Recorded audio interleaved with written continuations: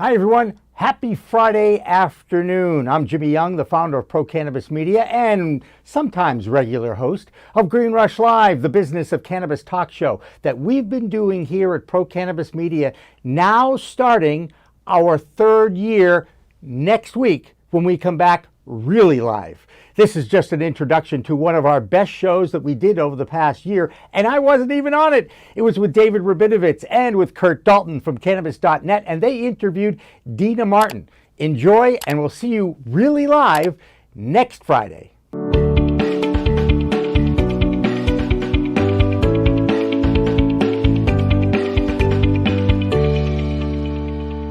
This edition of Green Rush Live is supported by Canna Business Resources, helping you grow with Canna Business funding. Check them out at cannabusinessresources.com.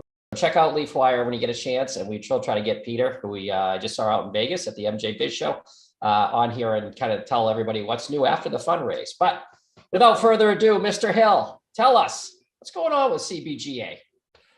Oh, well, first of all, thank you for having me on, and a further plug. I am a client of LeafWire, and I wouldn't go anywhere else. They are going to be a touchstone for this entire industry, and quite frankly, they get it. Peter particularly. I'm having lunch with him next Wednesday, so I'll make sure if he hasn't watched this that we make sure he knows your kind words. But they're spot on, and I think that's one of the reasons I did this. I'm a property tax lawyer. These hands have never touched an organic chemistry book, and they're never going to touch an organic chemistry book.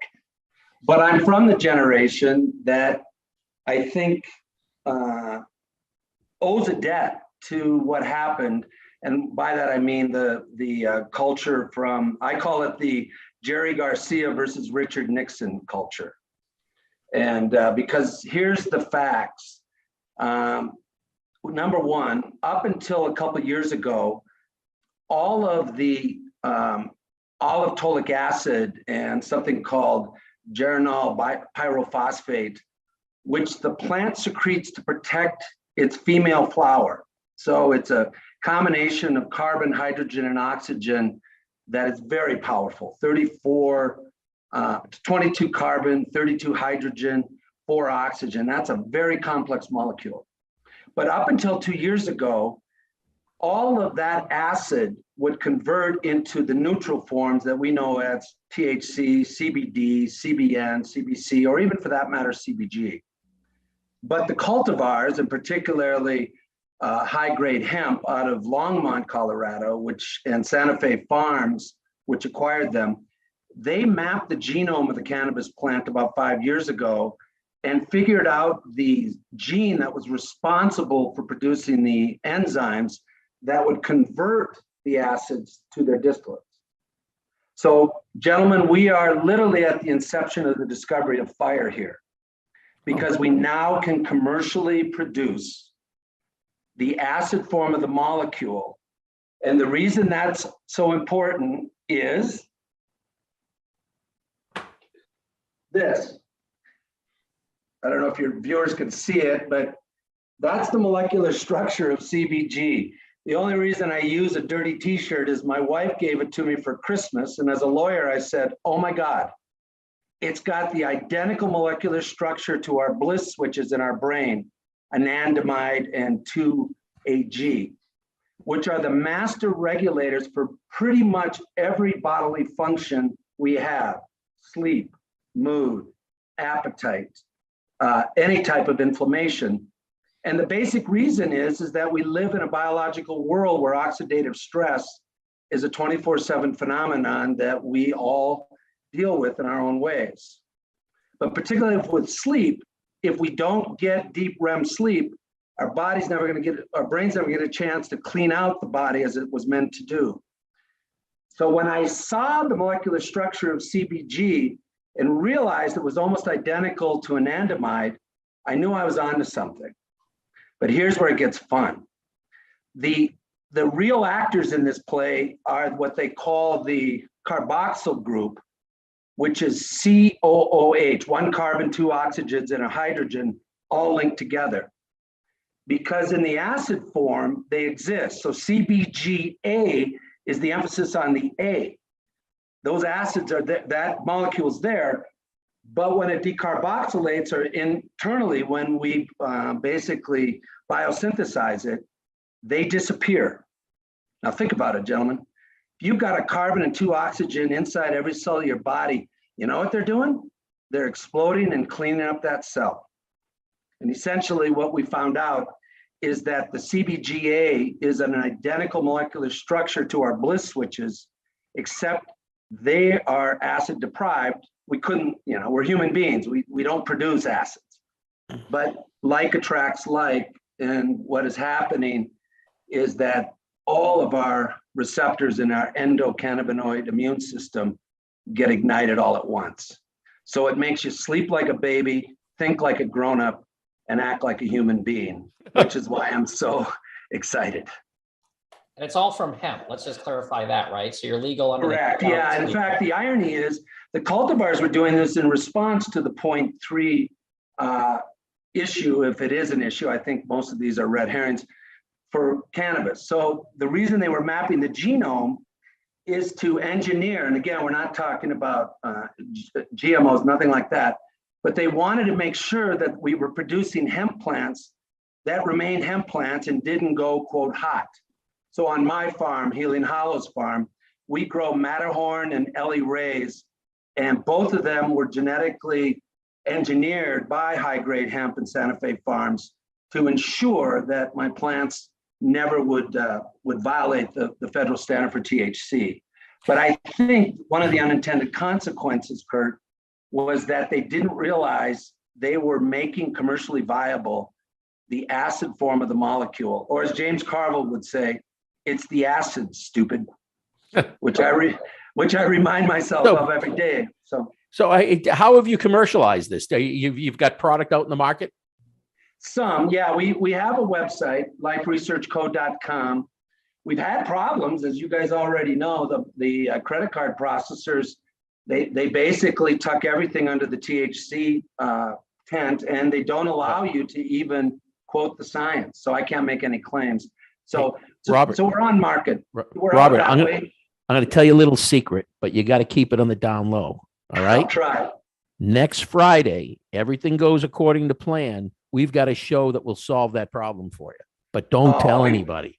I won't. I promise not to, but I'll be watching. And basically, if you haven't seen my LinkedIn site yet, the chances of me not telling anybody, David, are slim to none, and Slim left town. So, okay. But that's the whole point, is we just want to get on a level playing field. The reason I'm so enthusiastic about CBGA is that it literally, everybody we've given it to or sold it to, and this includes a psychologist in the Roaring Fork Valley, north of Aspen, who treats pro athletes and an NBA owner, all of whom are sleeping like babies now.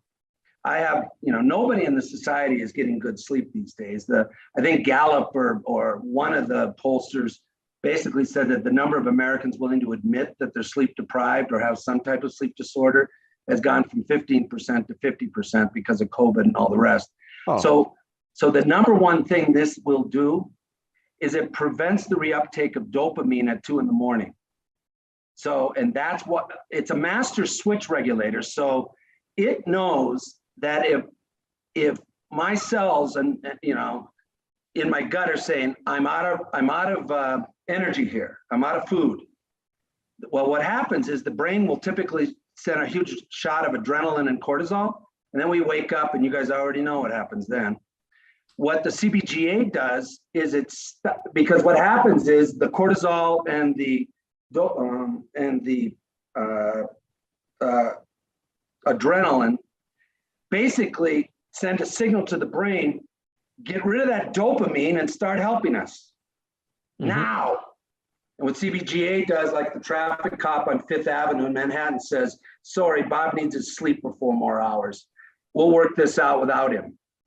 Because I have women and men that are telling me now they've slept better than they've slept in decades, including my 85-year-old mother, who I basically, and David, don't tell anybody this, but I basically become a heroin dealer to my mother. She will kill me if I don't give her our life research Rosin.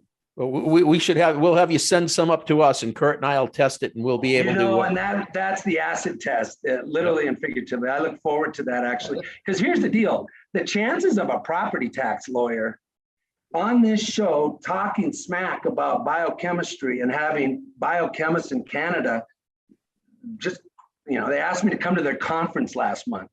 And that was laughable, but I had the best time and gave them an education. Because what my job is as a lawyer is to gather the evidence and present it as compellingly as I can. And what we are on, literally the new medicine movement cornerstone is going to be CBGA, because none of us have an immune system that's been fully activated before, because prior to this, there was not a compound that was identical to the bliss switch molecules, our endocannabinoids that regulate our systems anyway. That's why I'm so enthusiastic, is because there's not a single person that I've given this to that doesn't come back with glowing results. And regardless of the economics of it right now, which are totally upside down, this has got to be done, and it's got to be done right, and it's got to be done by us. So, Robert, tell us a little bit about the economics. When you say the economics are upside down, we are obviously a business talk show about cannabis. Walk us through like the economic side of what you're doing. Well, again, sometimes I feel like a Cro-Magnon at the discovery of fire. So now I know the recipe for fires, but nobody knows what fire is yet or how to create it.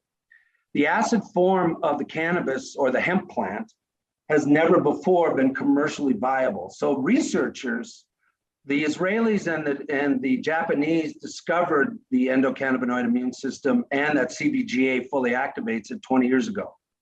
And yet the industry has been asleep at the switch, literally and figuratively, for 20 years.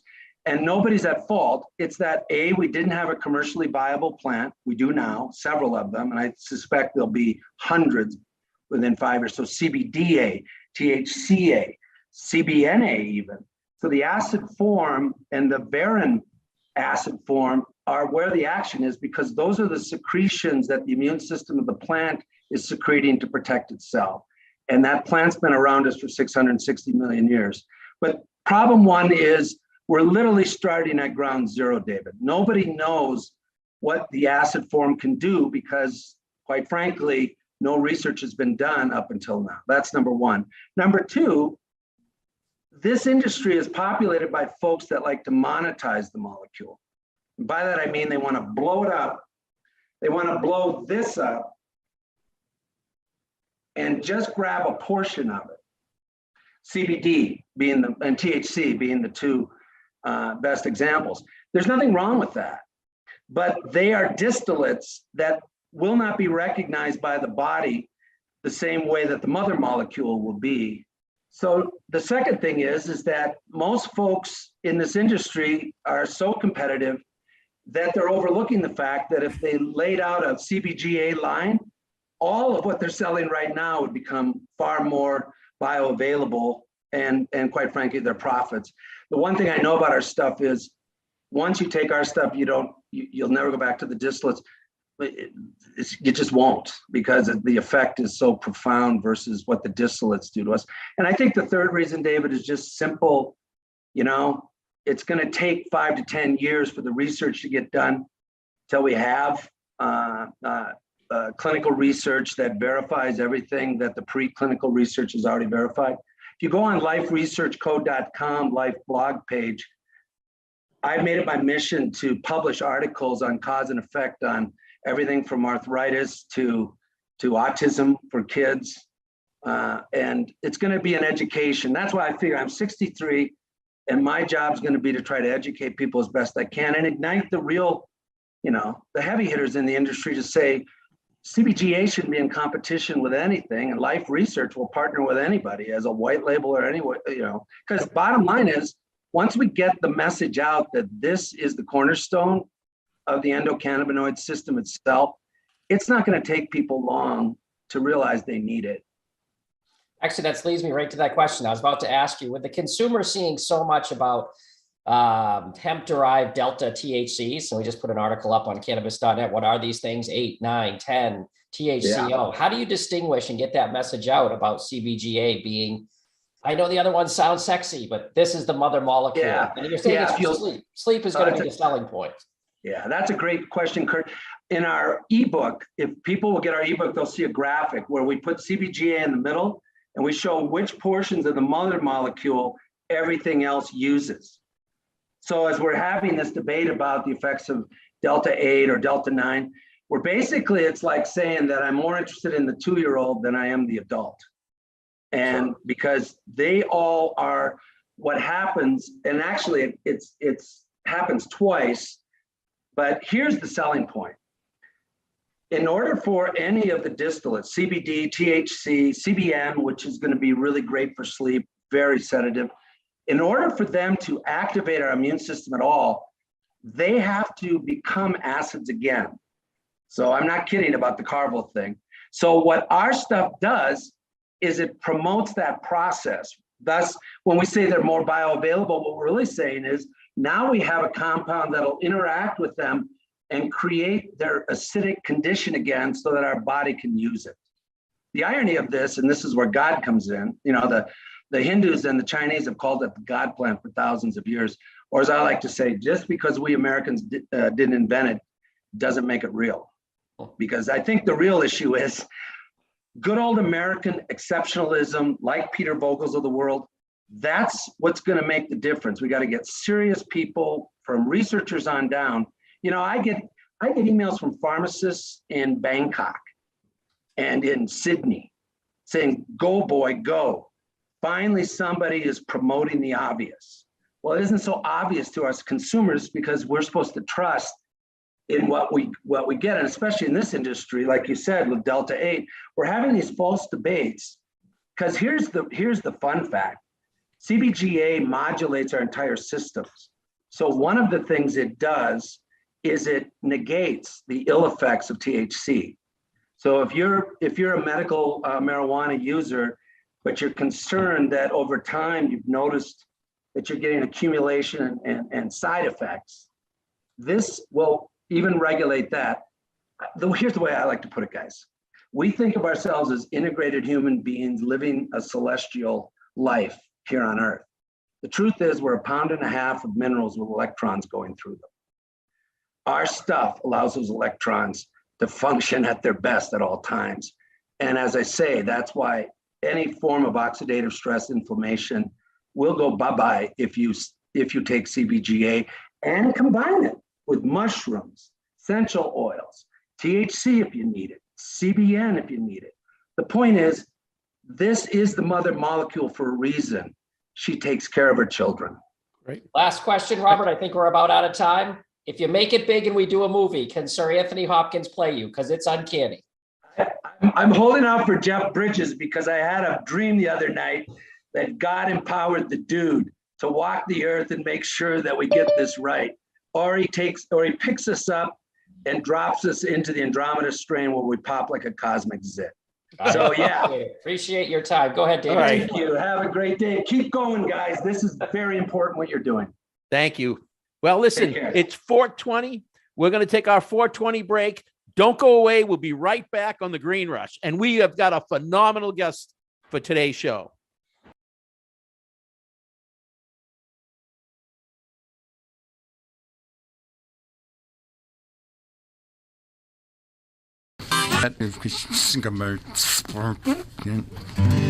I'd forgotten.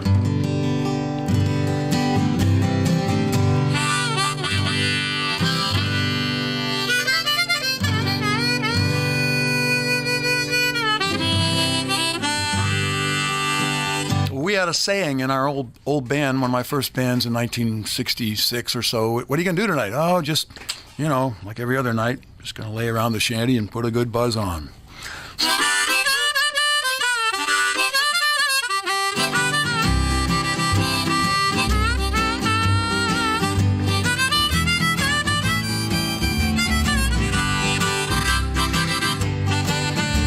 Gonna sit down in the kitchen, fix me something good to eat. Make my head a little high, make the whole day complete. Gonna lay around the shanty, oh mama, and put a good buzz on. Pass it to me, baby, pass it to me slow. We'll take time out to smile a little before you let her go. We're gonna lay around the shanty, oh mama, and put a good buzz on.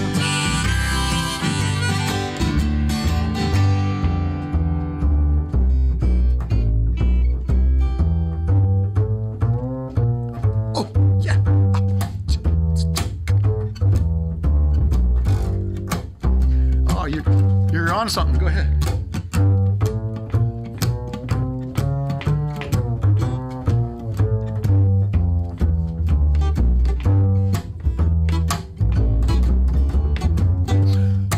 Rick Brodsky, everybody.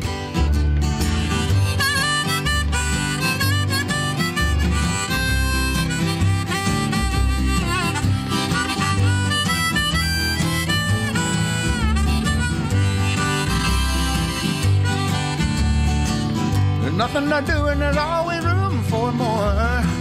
Fill it, light it, shut up and close that door, baby. We're gonna lay around the shanty, mama, and put a good buzz on. Take it, okay.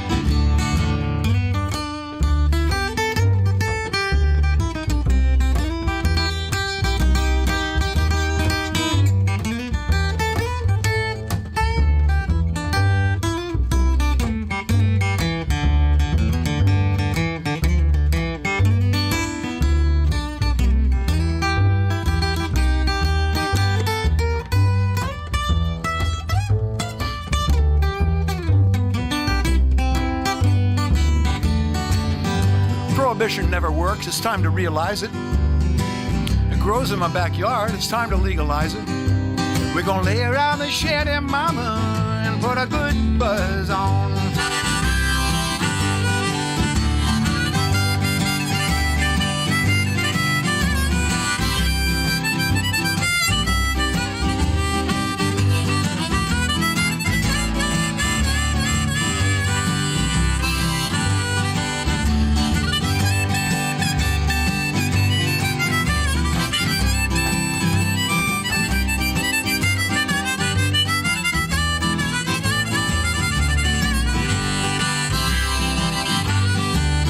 I'm gonna sit down in my rented car. I'm gonna jam it into drive. Gonna head on out and play at WSCA with Sean. I'm glad I'm alive. We're gonna lay around the shanty, mama, and put a good buzz on every night and day. We're gonna lay around the shanty, mama, and put a good buzz on.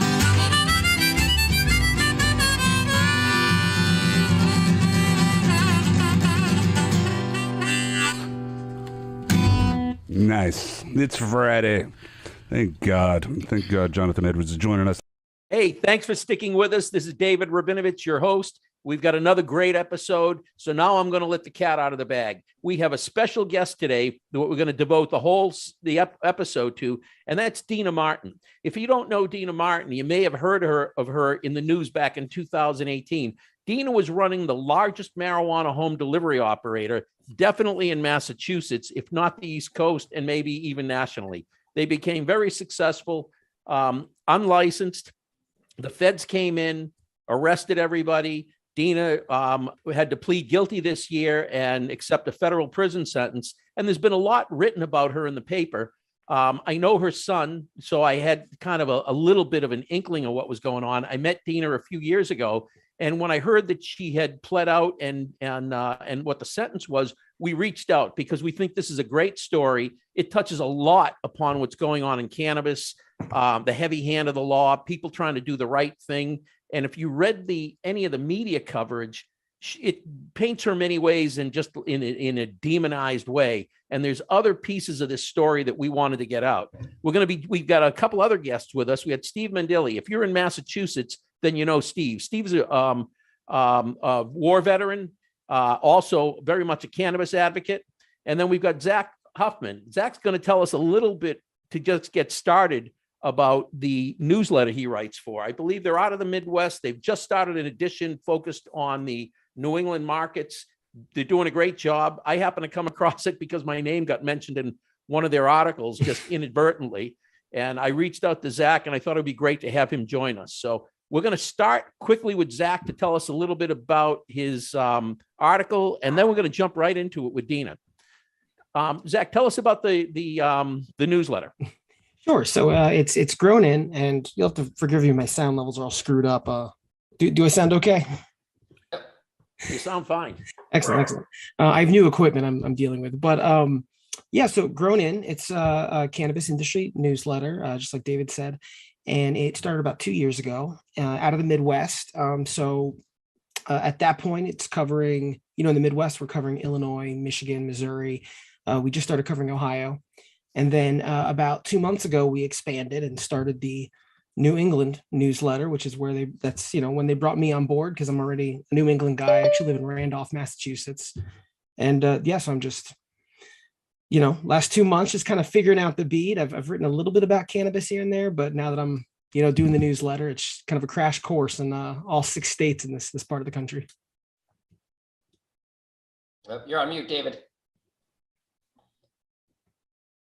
I'll tell you first, Zach, that all you got to do is drop Rabinovitz's name in an article. It's like Syndication Central, Google News, Flipboard. just keep doing that. Drop some names. All right. Yeah, no, he reached out to me and he's like, "We got to talk." And I'm just like, "Oh man, what did I do wrong?" Yeah. Feeling. So, and Omar just joined us. Omar is the local reporter for MJ Biz. So we've got it. Like I said, we got a great cast. Steve, before we jump in, anything you want to add in, or you want to wait till we want to pull your opinions? I'm gonna wait for my turn. This is great. I want to jump right into Dina's Great. story. And Bill Downing just joined us. If you are in Massachusetts, then you know the name Bill Downing.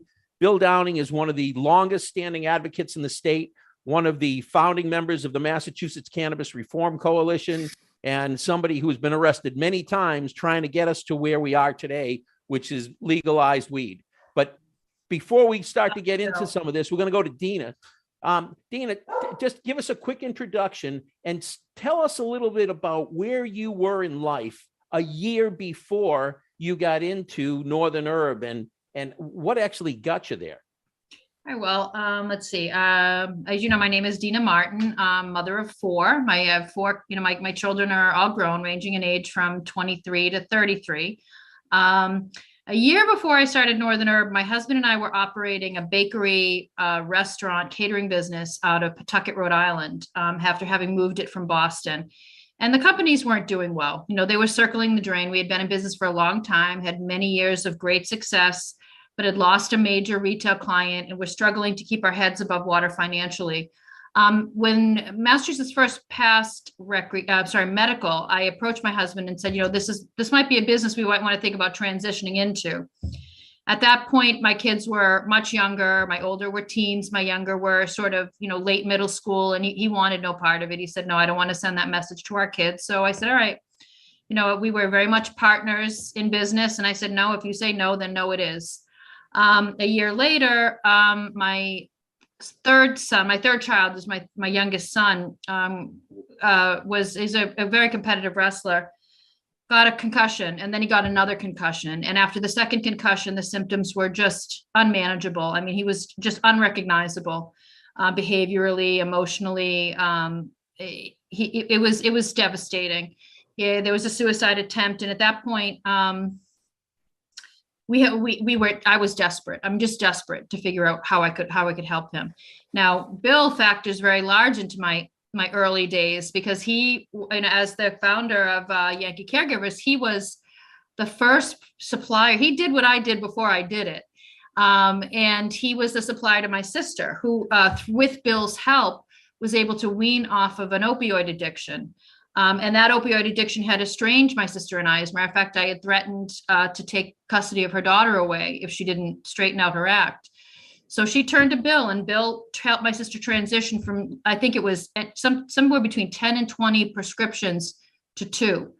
To this day, my sister is doing well. And in the context of what was happening with my son, my sister urged me to reach out to Bill to see if there was anything that he might be able to do for Keith. And he did. I went to CBD Please. I still remember it.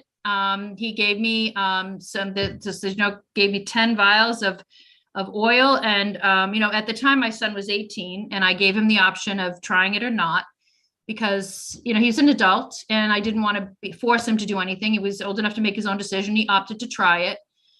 Within 48 hours, the headaches, the sleeplessness, the sensitivity to light, the mood swings were all gone. All gone. It was as if the clouds parted and the angels sung, and my son was smiling again. And that was the beginning. That moment was literally the beginning for me. That's got it. Oh, go ahead. Sorry. Your story, and we've come to the point where you've accepted a plea deal with the government. First of all, how are you doing? The stress, the anxiety of the last couple of years, how are you doing right now today? How do you feel? Relieved, happy, pissed? Like, where are you at right now? Right now, I'm acceptant, I guess is the best word for it. I mean, I've been living with this for 3.5 years. You can't be in fear forever. Once something scares you once, it cannot scare you again. And I'm past the point of being afraid of this. It's just time, I'm very happy to see, Stephen represented here because, at the moment, I'm actually being considered for the White House's Clemency program. Weldon Angelos, who is, the activist behind Mission Green, has selected me as one of the first clemency applicants that they're going to be submitting to the White House before the end of the year. So in context of that, I have had to go out and to, my sort of community and ask for letters of support. And what I did was I reached out to a young man by the name of Eric, who was one of the first veterans that I had the pleasure of working with. He maintains a good friendship with Nathan, and he and I talk. I was there when his mom passed away. We still maintain a relationship, and I asked him to write a clemency letter. And when I read that letter, he basically said if it weren't for me and for Northern Herb, he wouldn't be here. So how can I look at 2 years of my life and say that it's not worth the rest of his? He's 30 years old. So, do I want to be away from my family? No. Do I want to put my life on hold? No. Do I want to eat beans? No, I don't. I don't want to, take showers with 40 other women. No, I don't want to do that. But I don't want Eric to be dead or anybody else who might have been dealing with a life-death situation that cannabis helped them through. So I'd be lying if I said that the price I pay isn't worth it. It is, it's worth it. So how hard can I really complain? And just so the viewers know, you accepted 4 years and you think it'll be around 2? Yeah, yes, there have been some programs that I was accepted to, and then with Good Time and the First Step Act, most likely that the serve time would be 2. It's really not the judge or the prosecutor who decide how much time I spend behind bars. It's the Bureau of Prisons. And with COVID, and considering that I'm 53, I'm also represented by Wendy Gollenbach of the Justice League, who's working toward, toward mitigating my sentence as best as is reasonable. I believe it will be 2 years. And of course, that's presuming I'm not awarded clemency. I'm one of 12 applicants being brought to the White House before the end of the year, the only woman. So do I have a chance? Yeah. Is it a big chance? No, but it is a chance. And then there's also the possibility that legalization in some form happens before the end of my sentence, in which case expungement is a major component of all the major pieces of legislation being considered at the federal level. So the chances that I would be considered for some form of resentencing, I think, are pretty high. So I hang on to hope there. But the reality is that, how fast did COVID go by for all of us? How long was that? 18 months, 2 years? You look back, it may have seemed like a long time at the moment, but time flies. It's fast when it's behind you. It's a long time when it's in front of you. And at some point, this will be behind me. And I'm sort of determined at this point that, if it's going to happen, I don't have any control over this. It's not an eventuality. It's a reality. So I have to make the best of it. And, there are people out there who have suffered for the same sacrifice in a much more profound way than I'm being asked to. So, for example, Weldon was unfortunately sentenced to 55 years on a mandatory minimum for 3 very relatively minor cannabis offenses that involved a weapon. The judge actually resigned because his sentence was so egregious. He spent 13 years in prison. And he didn't know until he was pardoned by Obama that he was going to be pardoned. So imagine living with that weight as a young man, the weight of 55 years. So really, I'm okay. And I will be okay. I tell people if people are pulling up your name now and Googling it, it seems like a lot of the stories written, Massachusetts they really stressed the payroll tax, the income tax, much more than the marijuana seems to come at the very end of every story. Yeah. I gotta call you like the Al Capone, like they're getting you on using the bill box. Yeah, no. How do you feel? I get that. How much was marijuana? How much was income tax and payroll tax evasion? Well, it was one tax charge 3 money laundering charges, 2 marijuana charges. And don't forget, the marijuana charges are under Schedule 1. So the mins are on the marijuana charge. If it was just the tax charge, I might get a year and a day, or I might get probation. But, I think that, and during my sentencing, the prosecutor made the point that they considered this to be much more of a tax case than a marijuana case. I can't speak for them as to why they would say that, except that there are 2 things that accomplishes. First, it makes me a bad guy to you. Whether you, the average individual, uses marijuana or not, when you make me out to be a tax cheat, you make it out that I'm stealing from you. So that's easier to make me a bad guy that way. Because if you can go to a dispensary now and you can buy marijuana, that's not the boogeyman anymore. The boogeyman is the one that you fear. And the one that you fear is what takes away from you, what you think you're owed. So that accomplished that. But it also allows them to really slap me with all kinds of fines. And should marijuana become legal, the money laundering charges fall, the Schedule 1 charges fall, the tax charge does not fall. So that allows them to maintain the snare around my ankle. And I really believe that that's what's behind it. Now, I don't disrespect the judge. I don't disrespect the prosecutor. They had jobs to do. I gave them a job to do by being in a place doing something I really shouldn't have been doing, except that that's not the whole story. How do you pay payroll taxes on an illegal business? How do you do that without committing more crimes, right? So now I pay payroll taxes, and I'm pretending to the government to be an entity that I'm not.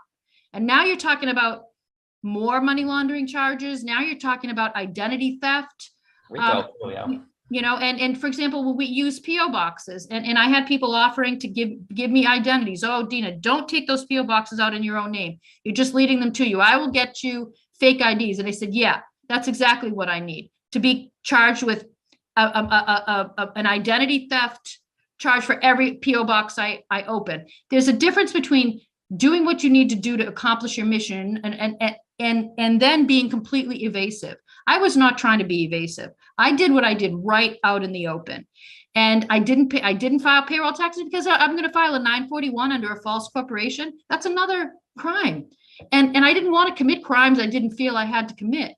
Now, as far as the payroll, the income taxes were concerned, they seized my records. They seized all my records, my online records, my physical records. There was no way I had enough data or backup to actually to file taxes, income taxes. So I didn't evade them. I just didn't file them, which is not the same. But when you're in a position where you're looking at a mandatory minimum of 11 to 12 years, and they say, well, we're going to add this charge to you, but you're going to have to waive your right to be indicted for that charge. But we're going to offer you less than half of the mandatory minimum. Are you going to say no? Do you want to sit in prison for an extra 6 years on a technicality? No. But the irony is that the very day that we were raided, that very day, I was sitting in a tax attorney's office, working to negotiate with what I owed the IRS, because the businesses that I own that failed left me with a significant tax debt. Not on me personally, but on my businesses. And once businesses fail, if you can't pay taxes, what happens is the government eventually assesses you personally. Those taxes are not dischargeable in bankruptcy. They were going to follow me around for the rest of my life, which is probably 20% of what I hope to resolve with Northern Herb. So in other words, I had been saving money with the intent of, as I operated Northern Herb, with the intent of paying this debt off. Now, you can believe that or you cannot believe that. I'm telling you, that's the truth.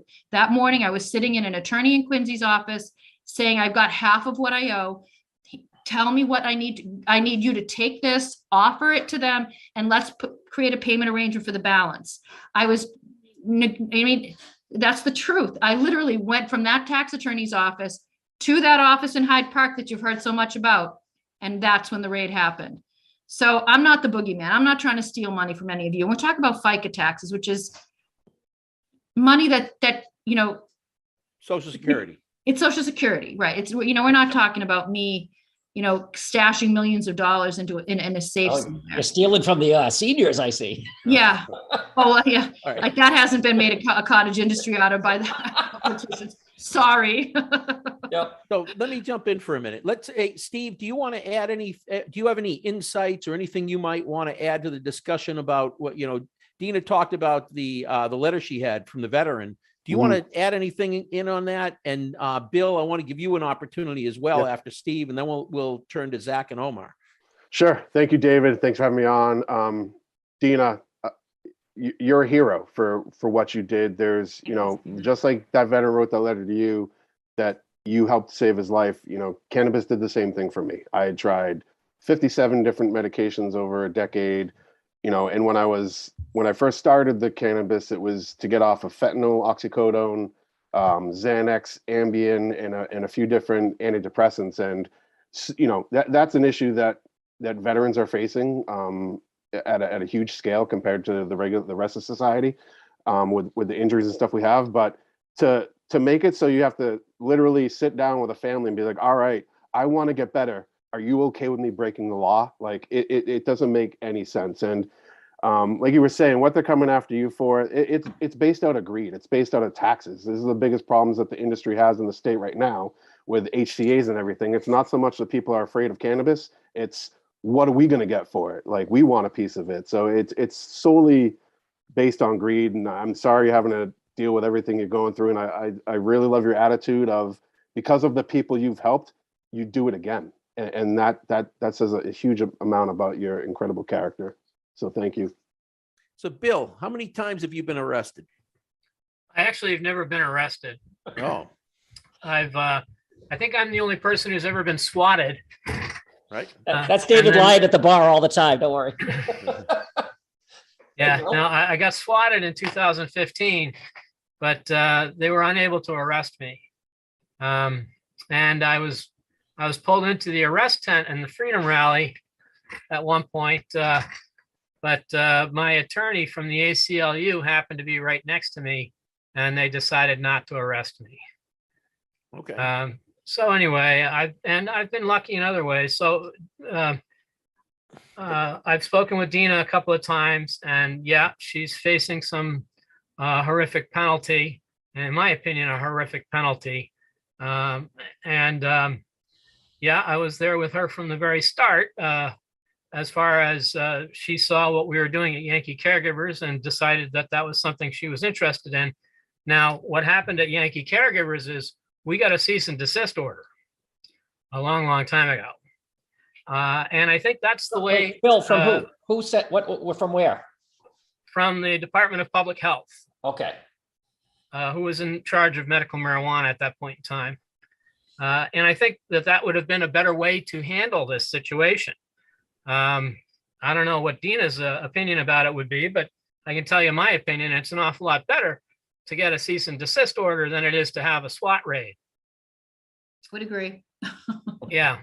And so why they didn't do that becomes a big question in my mind, especially when the people of Massachusetts were given 3 opportunities at 3 presidential elections to voice their opinion about how the state should handle marijuana. And all 3 times the public told the state, cut it out. Stop the war on marijuana. Stop the war on marijuana users. And I was hoping at one point the state would actually get that message and that they would take it to heart. But here we have a situation with Dina where the state is still battling this war. And they didn't need all this information that they got from her. They already knew it was all open, as Dina said. They didn't need to do any investigation at all.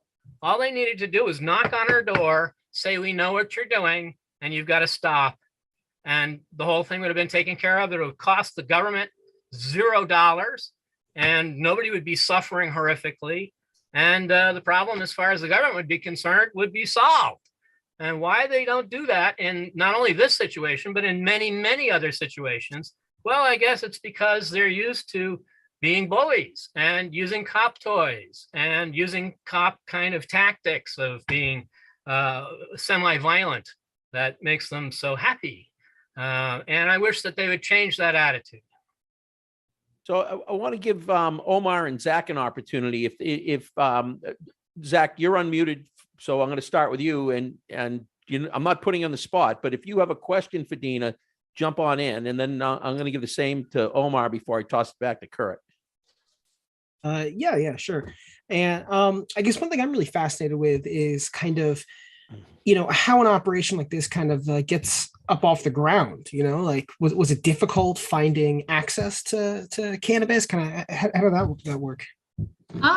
That was an education. I'll say that. I mean, I think that I probably applied more of what I had learned on the operating a commercial bakery than you would even think with regard to how it compares to marijuana. Of course, the difference is that when you're looking for flower, you got a variety of vendors, right? So I remember thinking, okay, well, you don't have, these, national corporations to go to buy your weed from. Maybe someday you will, but you don't. So you have to go out there and you've got to find them. So the supply issue became really what my focus was. And it kept me going 24 hours a day, 7 days a week, because, I started with what I could get locally, and we had a small grow at the very, very beginning. But there was no way I was ever going to be able to keep up, because once we were the vendor of choice, it was literally a machine. Like you sort of fed money in one end, it spit weed out the other end, and it kept on going. And I was a slave to it. So, I think people often like to say, oh, all all that money the Fed said you made. I'm like, no, it wasn't like that. I didn't price my product to gouge customers. I didn't price it to run off and hide in Costa Rica and live there for the rest of my life. I priced it so that I could keep the machine running and save enough money to pay the debts I had. So my prices were low. But as far as the supply is concerned, just like anything, you start with a few relationships. Those relationships lead to other relationships. Some work out well, some don't. But by and large, I found myself doing business with people in California. And that's really where the federal trouble came in. It wasn't so much what I did within the state. It was the fact that I was bringing product in from California, and I was unabashed about it. I felt like Massachusetts customers had the right to the same quality and variety and breadth of products that was available in a state like California that was just a little more evolved than we were with regard to marijuana. So, I mean, I had cancer patients, I had veterans, I had people suffering from Lyme disease and fibromyalgia and anxiety, and I had deaf people, blind people, paraplegics, any manner of individual for whom, number one, going to a dispensary here would be difficult.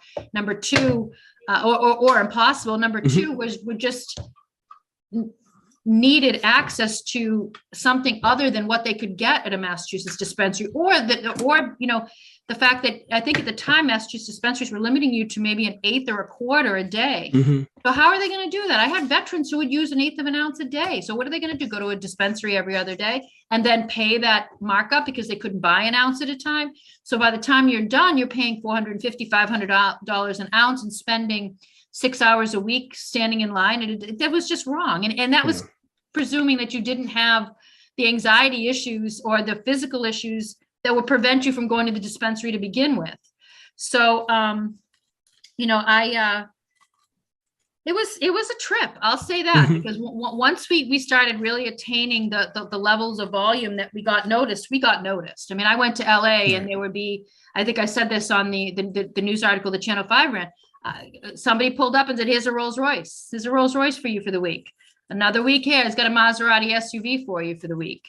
I mean, I sat on the floor at an LA Clippers game next to Billy Crystal. And, I went to parties in the Hollywood Hills and $20 million houses and, where there were movie producers and, sports stars, playing poker in the basement. I mean, it was wild. Not what I was after. Right. That's what the culture is out there when you start selling, you start buying $250, $500,000 a month worth of marijuana. Did that sway me? No. Did it make me think that I was any better, any worse than anyone else? No, because to me, it was the means to an end.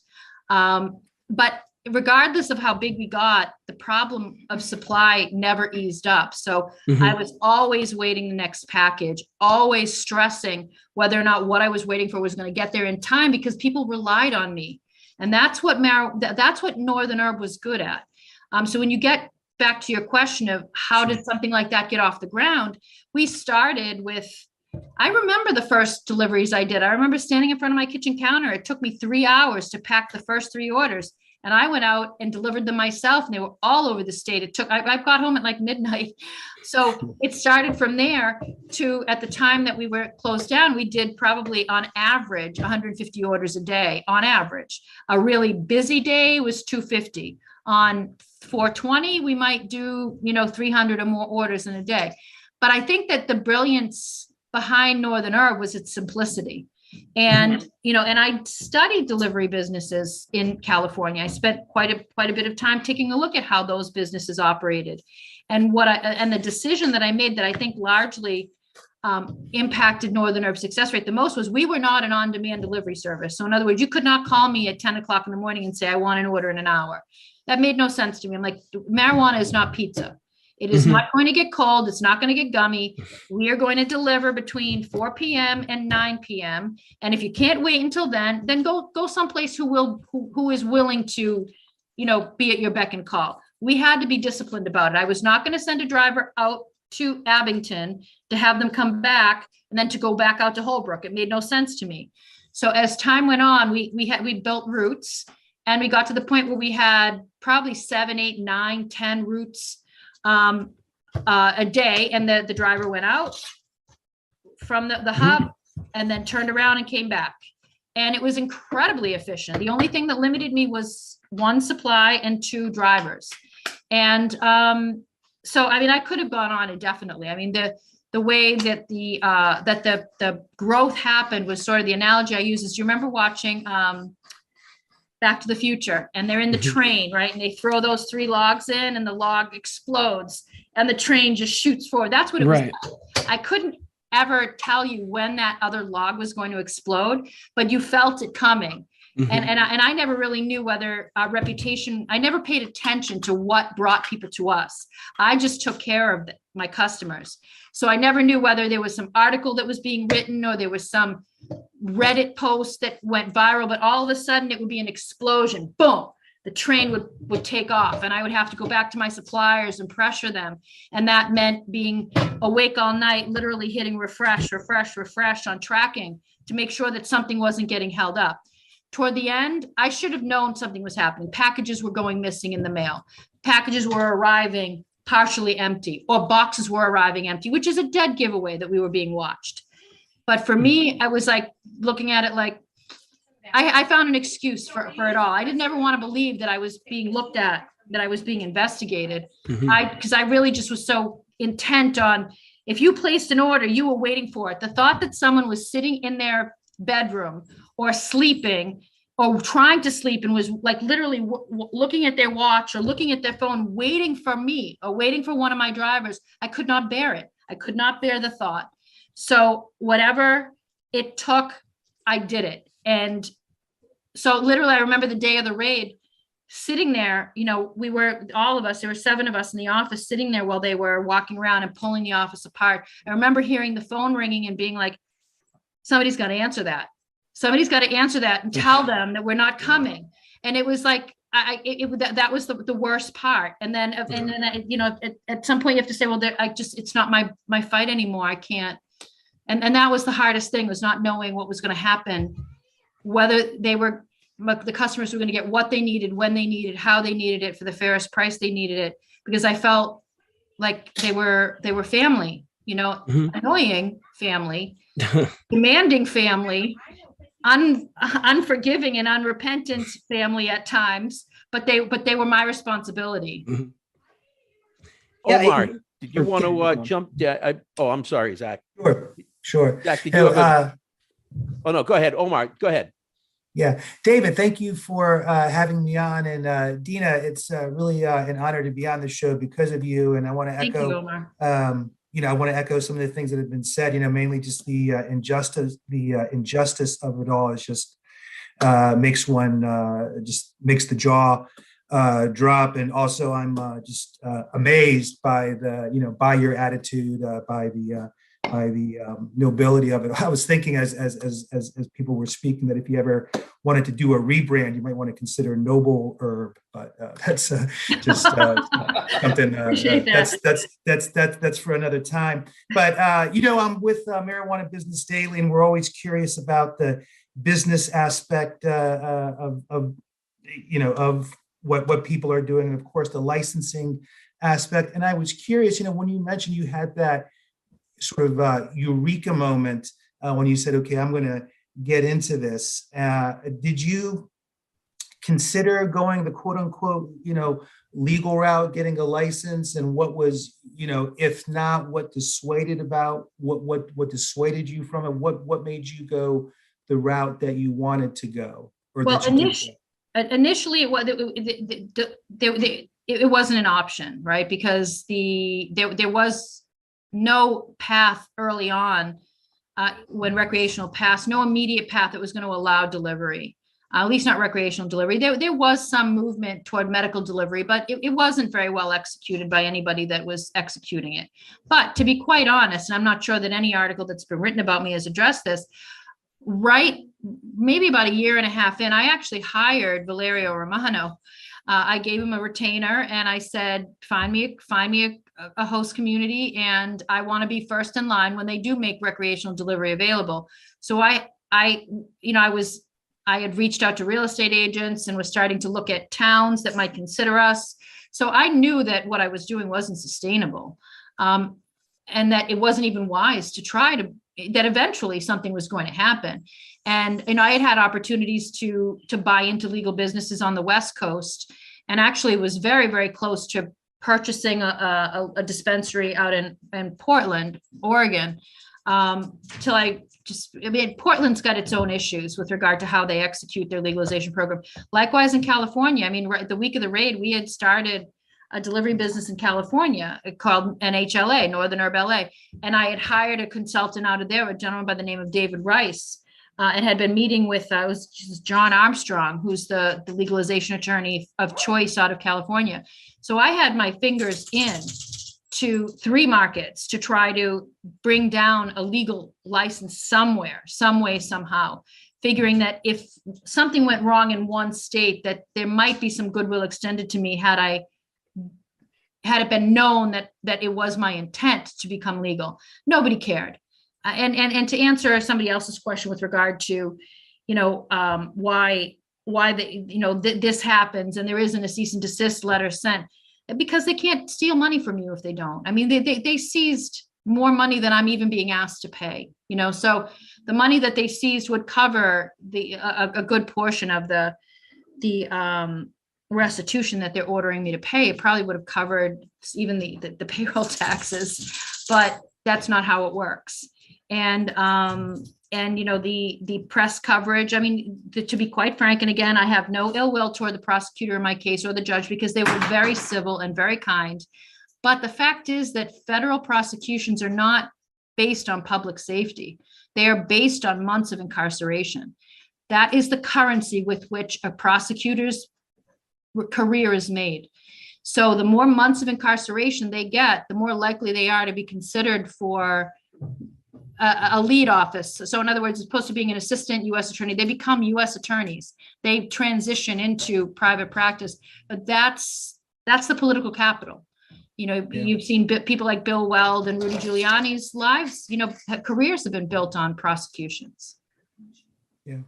Dina, just to follow up on that, it's very intriguing about the whole licensing situation. It sounds like you made the effort, but just the wait would have been way too long. And given the people, I was willing to wait. It wasn't that. It just the circumstances unfolded before. I was willing to pay whatever it took and do whatever it took.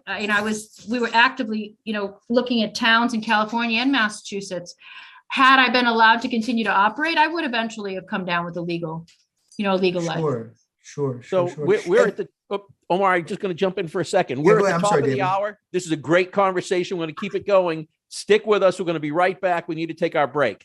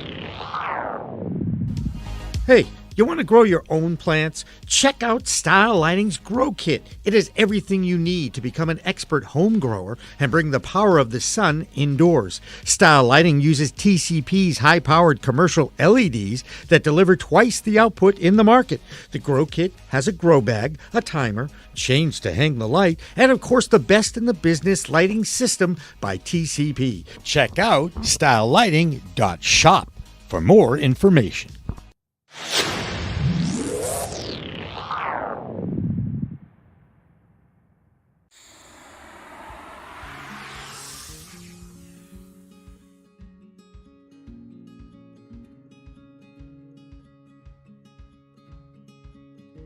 So I think there's one very important difference between me and most of my team members and other cannabis accounting firms, especially outsourced cannabis accounting firms. With a lot of the other firms, you're going to find bookkeepers or folks that were accountants for their entire career, but they were junior accountants. I've spent most of my career alongside CFOs at public companies, companies with thousands of employees, public companies. So much of my career wasn't spent in the debits and credits.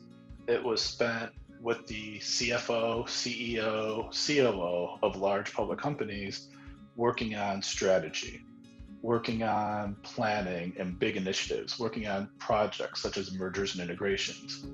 So that high level experience, along with being able to do the debits and credits and having members of my team that also have fairly senior experience and also members of the team that are junior and can do the bookkeeping at a little bit lower cost than some of the people with the experience, gives our clients a much broader depth of experience than a lot of the other firms where you're hiring someone that is just a bookkeeper and can't help with the strategy side of it, or someone that's been an executive for a long time and can only help with the strategy but can't help with the hands-on.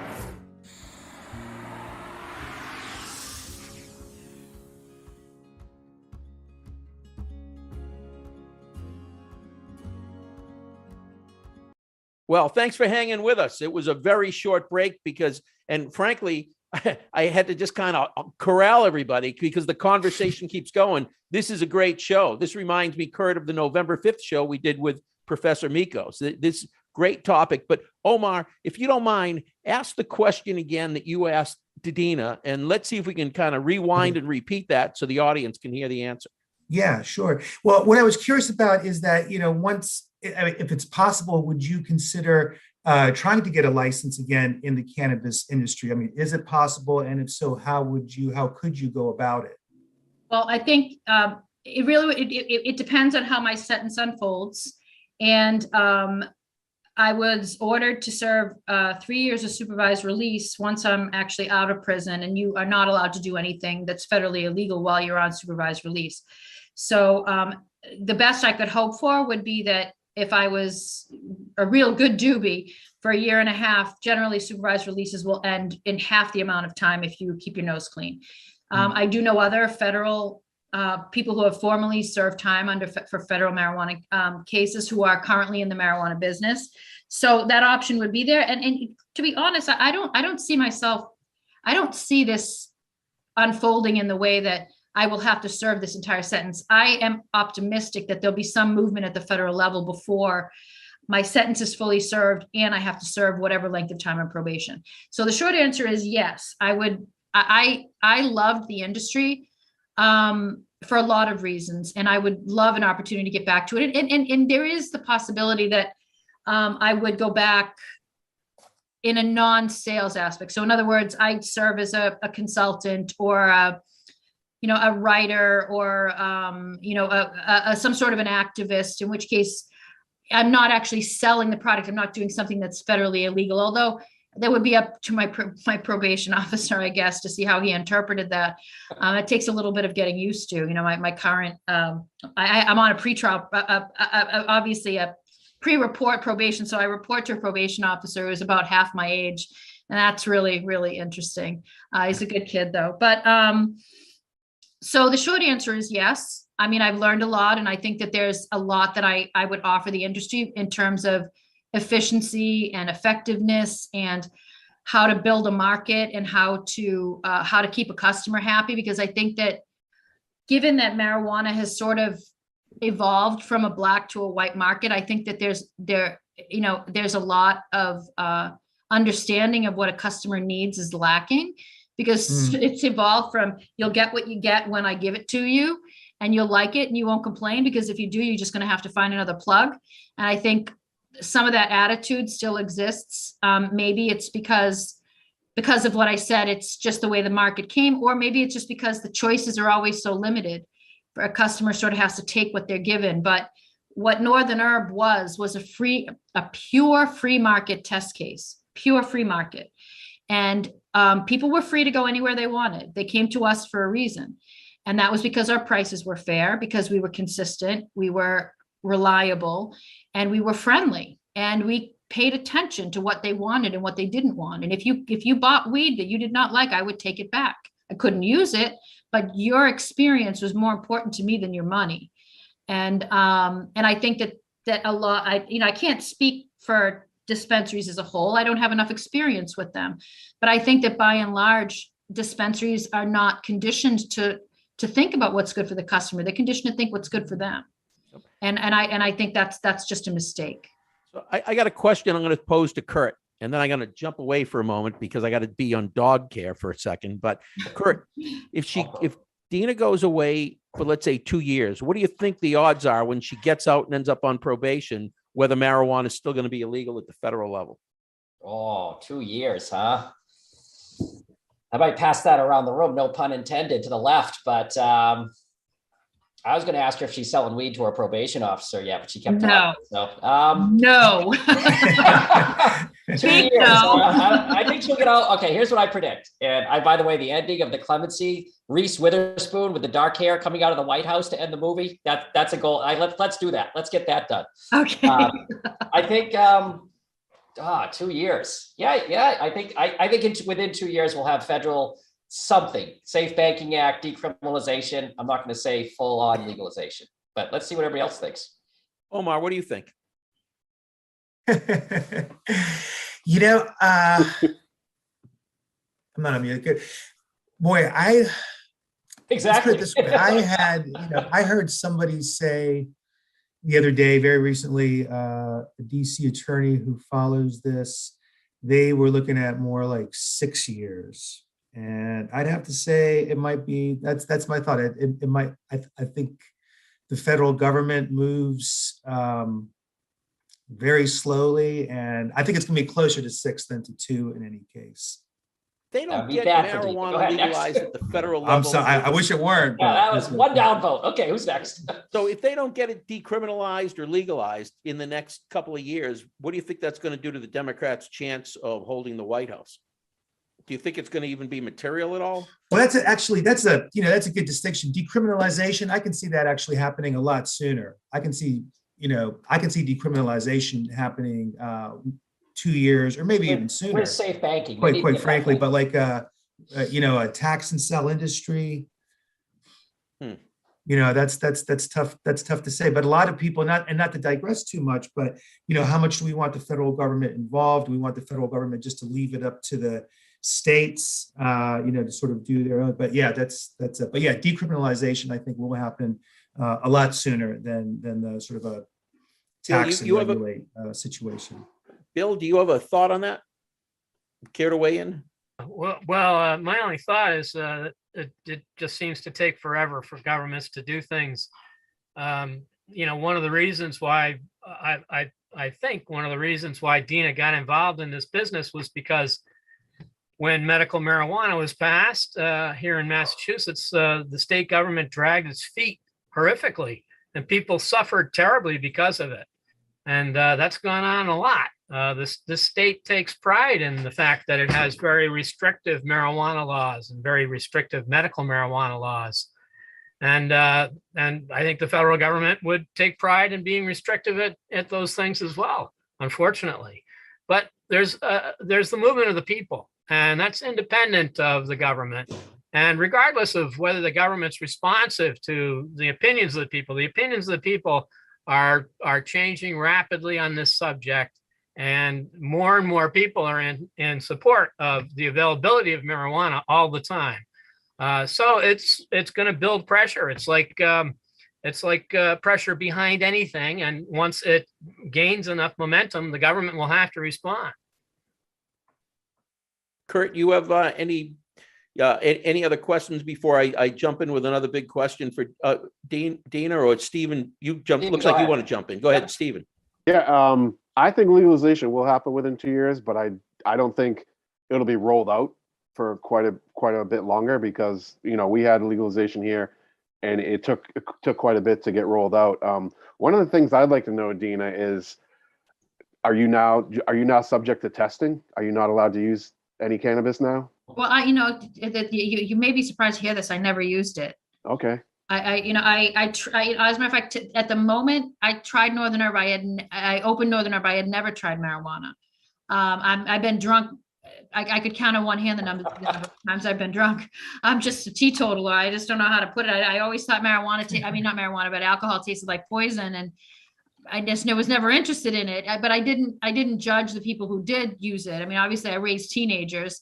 Yep. And the irony is that my older two boys, Nathan and Stefan, nicknamed me Dragon Lady, because, and that's where my nickname came from, because one of them, Stefan, had a dragon pipe and he left it in my car. And I pulled it out one night when I was like, what the heck is this? And I threw it out the window.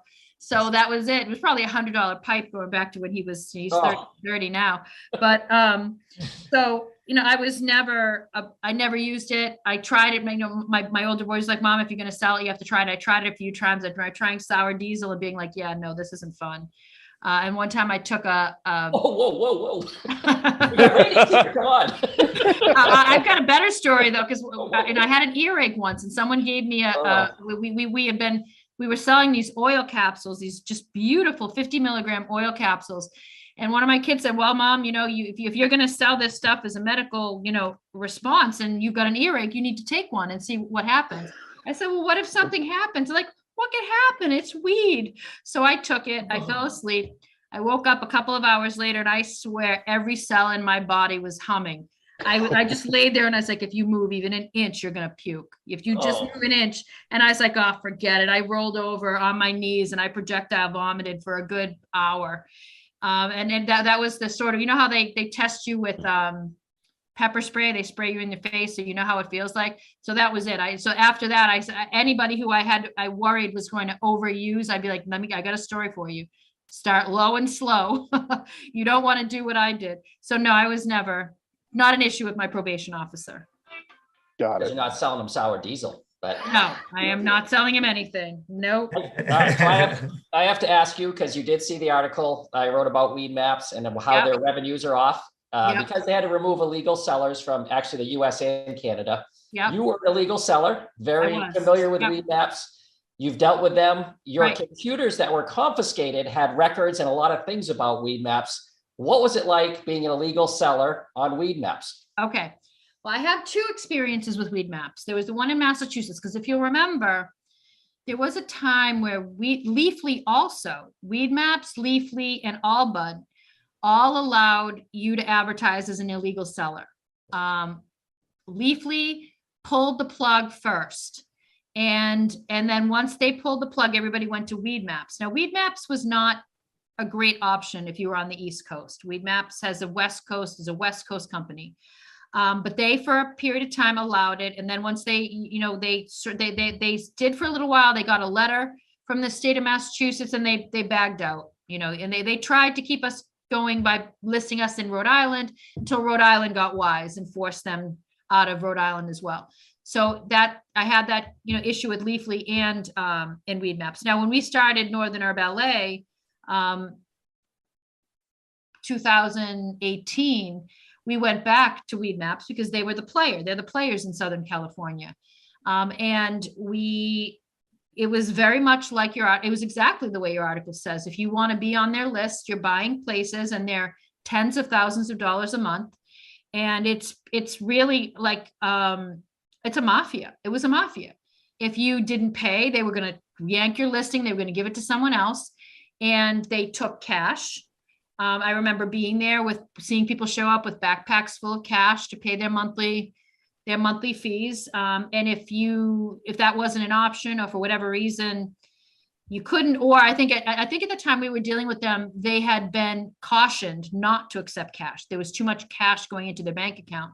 So they counseled us in particular to buy cash cards. So you would go to 10 different CVS's, buy five $500 Visa gift cards. And then you would go and you would bring them, if your monthly bill was $10,000, whatever it was, you're bringing them $2,500 gift cards, and they're processing them. That's how they instructed you to pay your bill. Now, we didn't do it for very long, obviously, because we were shut down in LA at the same moment we were shut down here in Massachusetts. But it was highly illegal what was going on over there, highly illegal, and we knew exactly what was happening. You know, the legal businesses were allowed to advertise. They had storefronts. They could attract their customers however way they wanted. Illegal businesses didn't have that, so they had no alternative really but to go onto these online sources. Now, I will say, I don't know how they managed it, but Allbud was really what launched us, because Allbud, it was free. The listings were free. And, you just needed to get some reviews. And for us, it wasn't that hard. I mean, we were the highest rated delivery service on Allbud for a good year and a half. And then eventually when things began to change at Allbud, and unfortunately, I don't remember exactly how or why they changed. I was like, yeah, it doesn't really matter anymore. We don't need it. By then we had a customer base of thousands and thousands of our own, and we took care of them. We took care of our customers. So I think I remember running some statistics off our program. We had a customer retention rate of 95%. So, Kurt, you have a question? Yeah, I was going to say, Laurie, looking back as you're starting kind of, I guess I'll call it the third phase of your journey with sentencing done. And what's one or two things, if you could do one thing differently and play God going back, what's one or two that pop right into head, blink reaction? You mean yeah, like not the whole thing, but like, I wish I didn't go to California that last time. Yeah, no, I probably, if I, there are a couple things that obviously I did wrong, which is what, I'm not, just to make it clear, I'm not trying to advise anybody who's doing what I did to break the law. Okay. I don't want to be advocating for breaking the law. So what I should not have done was brought product in from out of state.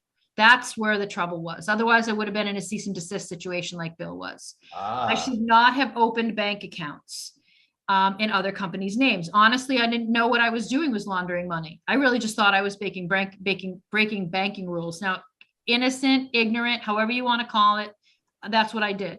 Had I not done those things, I would not be in federal trouble. I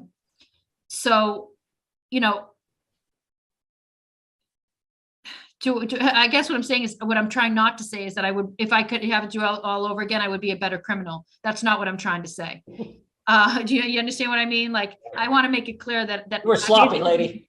I made the decisions I made, and I accept responsibility for them.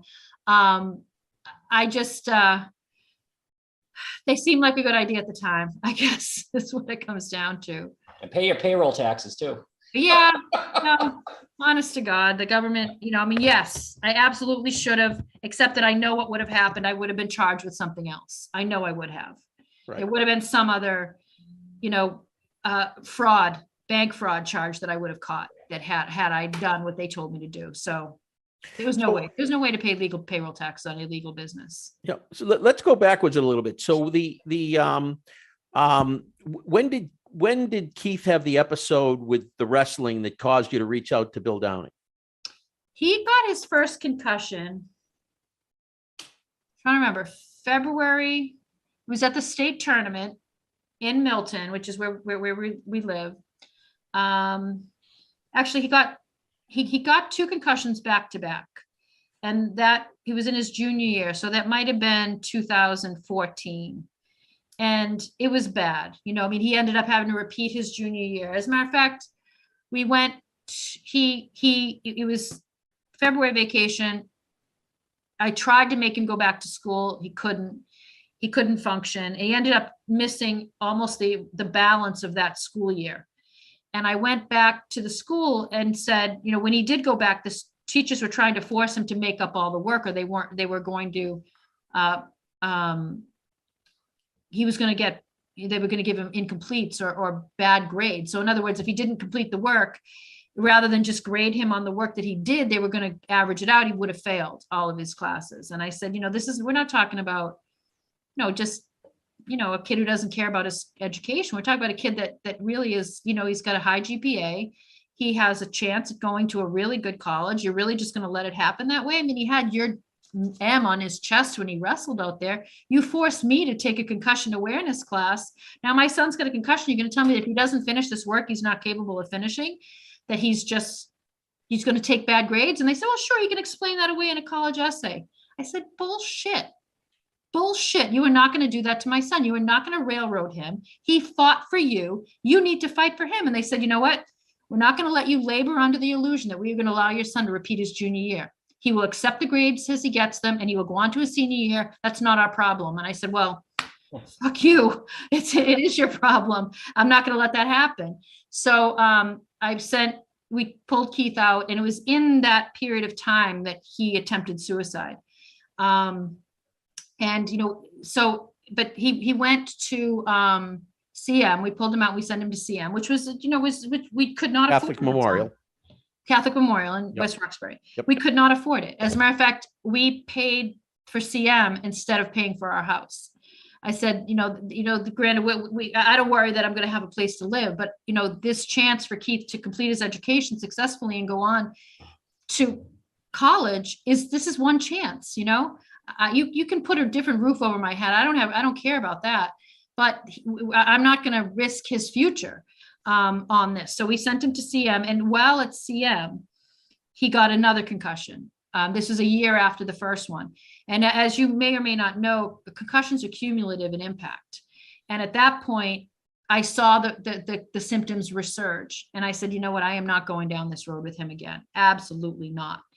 And I knew that he had narrowly avoided death, and I wasn't going to risk this a second time. So it was at that point that I had been in the meantime reconciled with my sister, and she recommended Bill. So it was then that we got the CBD from Bill, and he hasn't looked back. I mean, my son he graduated from Trinity.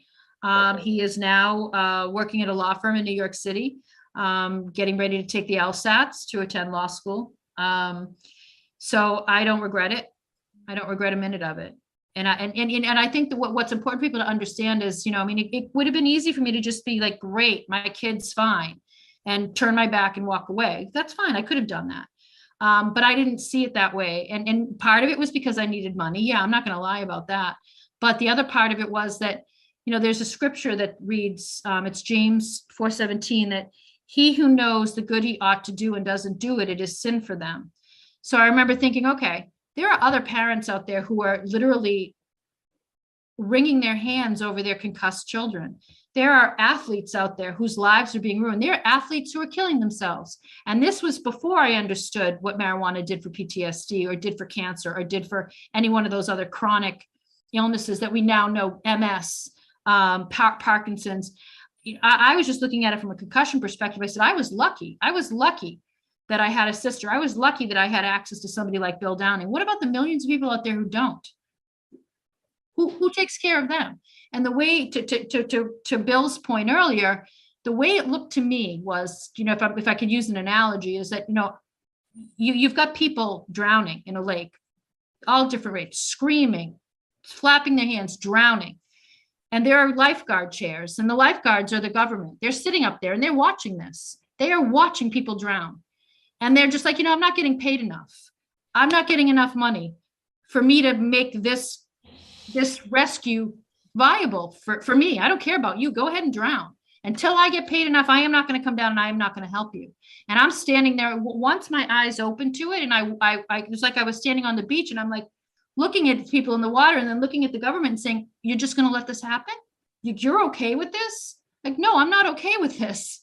So I said, all right, fine. If you're not going to do it, I'll do it. And in the end, it goes back to what I said earlier. If I have to pay a price for it, fine. It's not going to be any greater than any of the price that any of those other people are going to be asked to pay, which is death. for a good number of them. I mean, how many people have saved their own lives with cannabis from Right. Well, cancer? yeah, I was at a business meeting a few weeks ago in Boston, and one of the individuals there in the cannabis sector, and he was 47 years in the military. He started to rattle off the number of military suicide deaths that they experience on a daily basis. So it is not small change on that. No, it's not. Dina, let me ask you another question. So when did the idea of starting a business first germinate in your mind?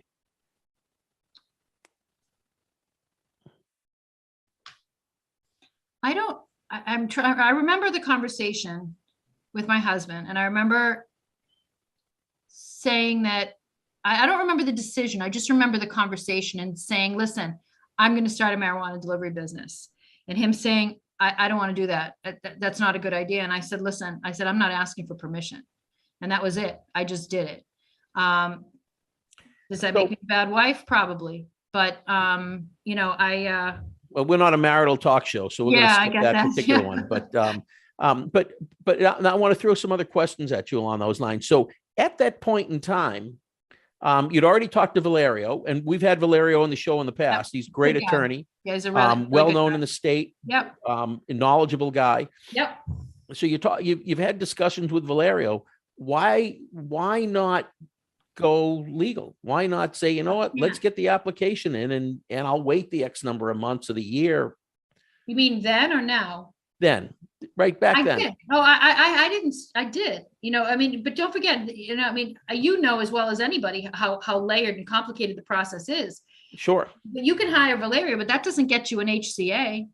Right. You don't get the HCA unless you're willing to pay exorbitant amounts of money that are illegal, and that's a totally different subject. Exactly. So that's over the next few months is going to get resolved by the courts with operators who have sued Massachusetts municipalities, and I think that's only going to accelerate. But I want to stay more. As you and I discussed, I told you, look, this isn't going to be just all softball. Of course. Some of it is we're going to ask you about when you got to forks in the road, what were the decisions you had to make, and why did you go one way versus the other? So I'm throwing that one out. Why didn't you say, look, get me licensed? What do I need to do to get the location? I did say that basically, but they were parallel. So in other words, it took the state years to open the first dispensary after medical passed. When recreational passed, I wasn't optimistic that was going to go any faster. So in the meantime, how many people are dying day by day by day, right? How many people who didn't have to die or didn't have to suffer are suffering? So, I guess I just wasn't willing to wait to be told that it was okay to do what needed to be done immediately. I just felt there was a sense of urgency behind it, and urgency that, and I think that to sort of highlight that, I'll use an example of a veteran that I was working with that came to me in person, and we didn't see people in person at Northern Herb, but this one I had a sort of a relationship with, and he needed extract. He had gotten to the point where marijuana flower was too expensive. He wasn't getting enough THC, and he wanted extract. So he came to see me to actually pick up some extract. And he walked in and he was yellow and 40 pounds lighter than the last time I saw him. And I said, what's going on with you? He said, nothing, I just need the weed. And I said, I'm not giving you a thing. I said, I'm not giving you a thing until I know that what I'm giving you isn't causing you to look like that. I said, something's wrong. And I feel like I might be responsible for it. Until I know I'm not giving you a damn thing. So he said, no, you have to understand, Dina, it's not you. And I said, I don't care what you say. I said, I need to hear that from your doctor. So he got his doctor at the VA on the phone. And you have to know how impactful that is, right? Because they don't do that. I remember specifically the woman had a Russian accent. She said, I am not supposed to talk to you. I heard her walk into a closet and shut the door behind her so she could talk to me. And she said, you are not hurting him. Please give him anything he asks for. He's been overprescribed morphine. His liver is being eaten from the inside out. You need to do this for him. So I did. And I remember giving it to him. He left and I just sat there. I remember the day vividly. It was snowing and everybody had left the office. I sat there alone and I said, You don't know where the rest of these people are. They are out there. You don't know who else is out there dying or at threat of dying. So you know what? Throw the doors open. Didn't mean I didn't screen people for age. I screen people for age always. I screen people for address verification always. I mean, we were very careful, and I think it's been said probably that we delivered recreationally. We didn't require medical cards. Well, that's true. Past January 1, 2017, we didn't require medical cards because it was recreationally legal. There just weren't any dispensaries open or recreational stores. So once, I don't know, I have to say that I was infuriated, and I'm writing a book, and I've tried many times to write the emotion behind that interaction with that veteran. And I can't, I'm incapable. I don't have the words to say how furious and sad. And I just remember literally wanting to hurt something because it was so wrong that he was dying. He was getting morphine on auto delivery, and somebody made a key punch error, and this kid was dying. And I was like, you know what? It's not my responsibility to determine how much somebody else needs this. It's theirs. And if they need it and they need it from me, I am going to get it to them. And that's it. So that was the major crossroads for me, was like, where I might have been more willing to stay smaller and sort of under the radar rather than limit to a certain number of deliveries a day, which would have kept me maybe safer than just throwing on the doors and being willing to go to however many deliveries, to however many orders came in the door. No, I just said, you know what, if you want it and I can get it to you, I'm going to get it to you. And that was where the supply pressure came in. Okay, hang on for a minute, folks. We're going to take our bottom of the hour break. We're going to be right back. This is a great conversation, and I know Steve's got something that he wants to say. I can tell by the look on his face. So bear with us. We'll be right back on the Green Rush.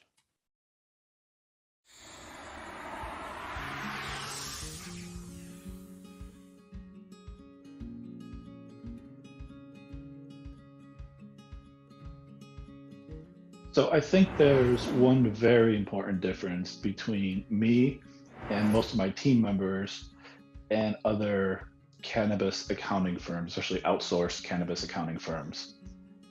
With a lot of the other firms, you're going to find bookkeepers or folks that were accountants for their entire career, but they were junior accountants. I've spent most of my career alongside CFOs at public companies with thousands of employees, public companies. So much of my career wasn't spent in the debits and credits. It was spent with the CFO, CEO, COO of large public companies, working on strategy, working on planning and big initiatives, working on projects such as mergers and integrations. So that high level experience, along with being able to do the debits and credits and having members of my team that also have fairly senior experience and also members of the team that are junior and can do the bookkeeping at a little bit lower cost than some of the people with the experience, gives our clients a much broader depth of experience than a lot of the other firms where you're hiring someone that is just a bookkeeper and can't help with the strategy side of it, or someone that's been an executive for a long time and can only help with the strategy but can't help with the hands-on.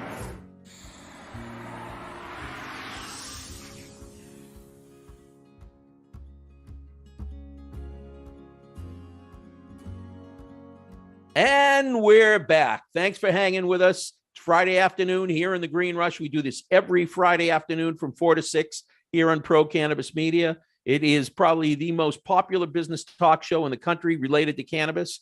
Omar had to jump during the break, as well as Bill Downing, but we've got at least another 30 minutes left here. And we're talking with Dina Martin about the what happened behind the scenes, what got her into the home delivery business. Pretty soon, we're going to start to ask her some questions about what advice she has to the current operators, because we now have home delivery legal here in Massachusetts. But people are still struggling as they try to get into the business. I do want to provide a little bit of color for some of what Dina mentioned.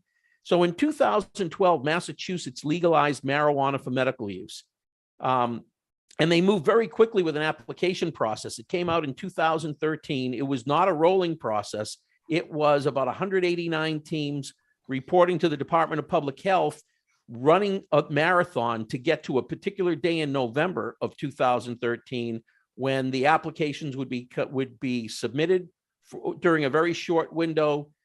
They would be judged, and sometime, I believe in early 14, they were going to hand out what the decisions were. It turned into a mess. People who had political connections whose teams actually scored lower on the applications were awarded multiple licenses. There was a lot of litigation. Eventually, the governor threw his hands up, stopped the program, and kicked the can down the road to the next governor who came in. So our medical program got off to a very slow start. 2016, the voters of Massachusetts went back to the ballot box, as happens in presidential cycles, and they voted overwhelmingly, well, maybe not overwhelmingly, but I believe it was about a 54% approval that we should legalize marijuana for adult use. And what happened?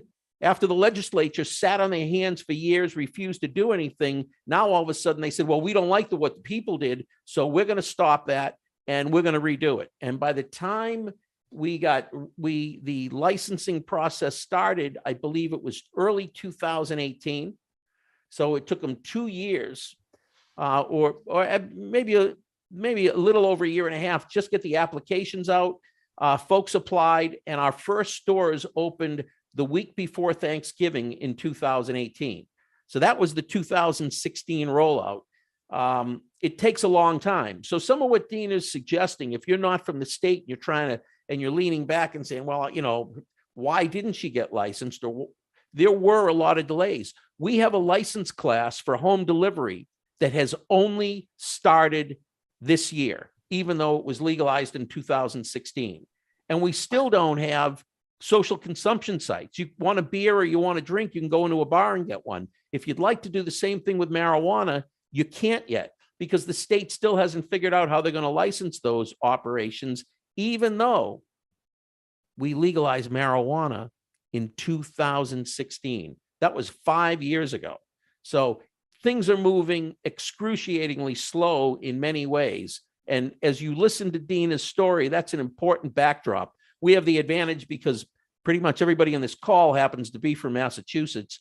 But I just wanted to add that color to it. So Dina, let's just jump back into, we talked about why you didn't pursue the legal route, but why, if you started Northern Herb, didn't you try to do them concurrently and say, okay, I'm going to run Northern Herb and I'm still going to try to pursue the license on the side? I did. That's exactly what I did.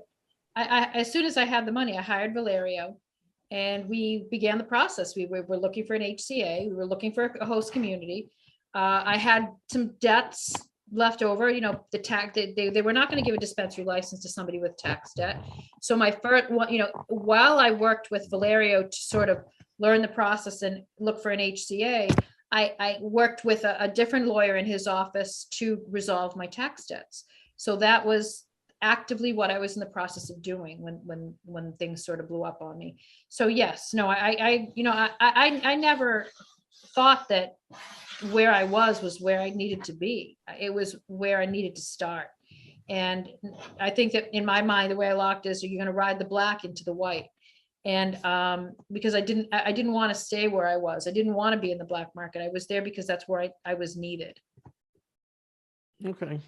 What, Kurt, or Steve, I'm sorry, Stephen, you had a question before we went on break. So let me jump in, or you looked like you had a comment or a question.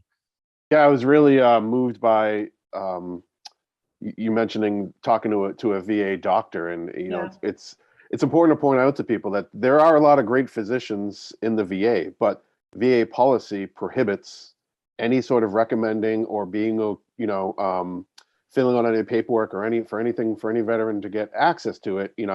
I had a similar situation just recently, a couple of weeks ago, where I had to go back on oxycodone for a little bit, and and told my doctor wasn't working. He's like, well, can you just take more cannabis? And I'm like, I'd love to, but your stuff is free, the cannabis is not.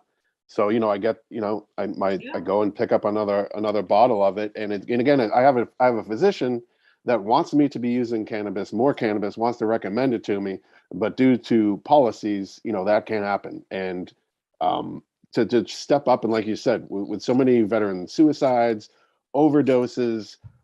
You attribute some of those overdoses to PTSD and also to brain injuries from concussions and CTE. You know, we're talking about people that sacrifice so much and put themselves in the most risky situation to then be told that this plant is somehow riskier than the guns we carried, the rockets we carried, the grenades we carried, and the people that the places we were. So it's maddening to me. So I feel your pain there is like, you really just want to bang your head on a wall and be like, this can't be real life, you know, and to know that there's so many women and men out there, veterans that have to deal with that, live with that. And the other states where they're still having to break the law to feel well, to be able to be better versions of themselves and have an improved quality of life, literally have to put jail time on the line to feel better. So it's maddening. It's insanity to me. But something I'm not going to give up on. And again, inspired by your ability to put, you know, others first ahead of yourself. So that's just, I would just want to make a comment on that. An incredibly moving story. Yeah, I mean, I'm not going to say that they were all rainbows and unicorns and happy endings. They weren't.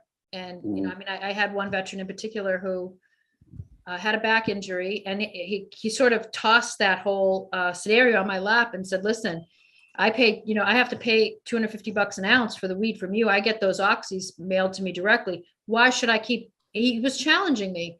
And I said, listen, I can't make that decision for you. I said, but I can't give it to you for free because you're not the only patient who needs it. I give it to you at the lowest price I can. But, you know, and, you know, honestly, that same veteran, I put myself at physical risk. And in particular, this veteran was not, he was clearly exhibiting some signs of PTSD, and I narrowly escaped being attacked. And that was another sort of crossroads where I thought, you know, I really, and I'm a woman, you know, I mean, I'm 140 pounds. I don't carry a gun. At any point, anybody that I'm dealing with, and I don't mean dealing in certain dealing drugs, but in a interaction with, can do whatever they want. And I mean, I was hopping in people's cars and going to people's front doors. I remember walking into some guy's house and he said, come here, I want to show you something. Like an idiot, I walked into a closet and I remember thinking, what the hell did you just do? It turned out he just wanted to show me his guitar collection, but I was just so naive to the risks I was putting myself in. But even that was galvanizing as opposed to, you know, terrifying. I was like, you know, he only behaved that way because it's a reality he lives with. That's what pain does to you. It turns you into a caricature of yourself in the worst way possible. So, you know, it was scary. I mean, I stopped doing deliveries myself shortly after that. And we had a very, very strict protocol. And, you know, of the thousands and thousands of deliveries that we did, we had 4 negative incidents. You know, so if you know, I mean, I'll leave that at that because I'm getting off track here, but, yeah, I mean, there were definitely challenges, and that just made me more like determined that this was needed. You know, we've talked a lot about your past and what you did. From what I understand, people that are going to be serving time kind of have to have something hopeful or something they look forward to in their future to serve their time. Now, we hope you get full clemency and you never see the inside of a jail. But what do you look forward to in life? What's your goal? What's going to keep you motivated to the future if you do have to do 2 to 3 or less, depending on how many shower fights you start? I will not start any shower fights. I will tell you that. I just was awarded my 4th stripe in jiu-jitsu. So for 4-stripe white. So my goal is to be a blue belt before I have to report to anything. What I can do is I can put you to sleep and walk and step back without putting a mark on you. That I know I can do right now, but I will not be starting any fights. Beyond that, I look forward to a complete career change. I've written a book, and then I'm now in the process of rewriting it. And I've written a couple of screenplays. I work with a writer out of LA. I really work sort of as a consultant to his projects. I really don't have too many on I have a couple of screenplays that I've written on my own that have not yet been sold. My book has not yet been sold, but you know what, that's not a if scenario, it's a when scenario. And I think a lot of the literary agents and publishers that I have reached out to were hesitant to consider me until my case was resolved. Now that my case is resolved, there's an opportunity to go back. But in the process, my perspective on the story's changed. My writing style has changed. And the book that I will write now will be much, much, much more effective and entertaining and direct than the book that I wrote 2 years ago. So I think that when I come out, that's what I'll be doing. It may take me a while to sell something, but I won't stop until I do. Gotcha. Go ahead, Steve. You're on mute. I don't know. You're about to talk, and I just want to let you know you're on mute. So. Oh no, I didn't. I was just reading the comments in there, and Are they on YouTube? Hey, David, how we doing on comments? Do we have anything we can ask on the YouTube comments or anything? We've got there's a lot of interesting comments. Look, I'm going to go to the one that really struck out, which is way earlier in the feed. Dina, somebody would like to know where you got your glasses. They like them. I mean, for what we're talking about today, that one really struck me. Parker or one of those online sources. Honestly, this is the second pair. The lenses are crap. If you want to know the truth, they say they're scratch proof. They're not, but I think it's Warby Parker actually. So, and we just got a comment. Jack Herer wrote "The Emperor's New Clothes" while in prison. So, yeah. But let's go back to the part that most fascinates me, which is the business end of it. So how long was when did Northern Herb start in operation? It was April of 2015. I bought my first pound. April 2015, and you stopped in August of 2018. Yeah. Wow. So a little over 3 years. Yeah.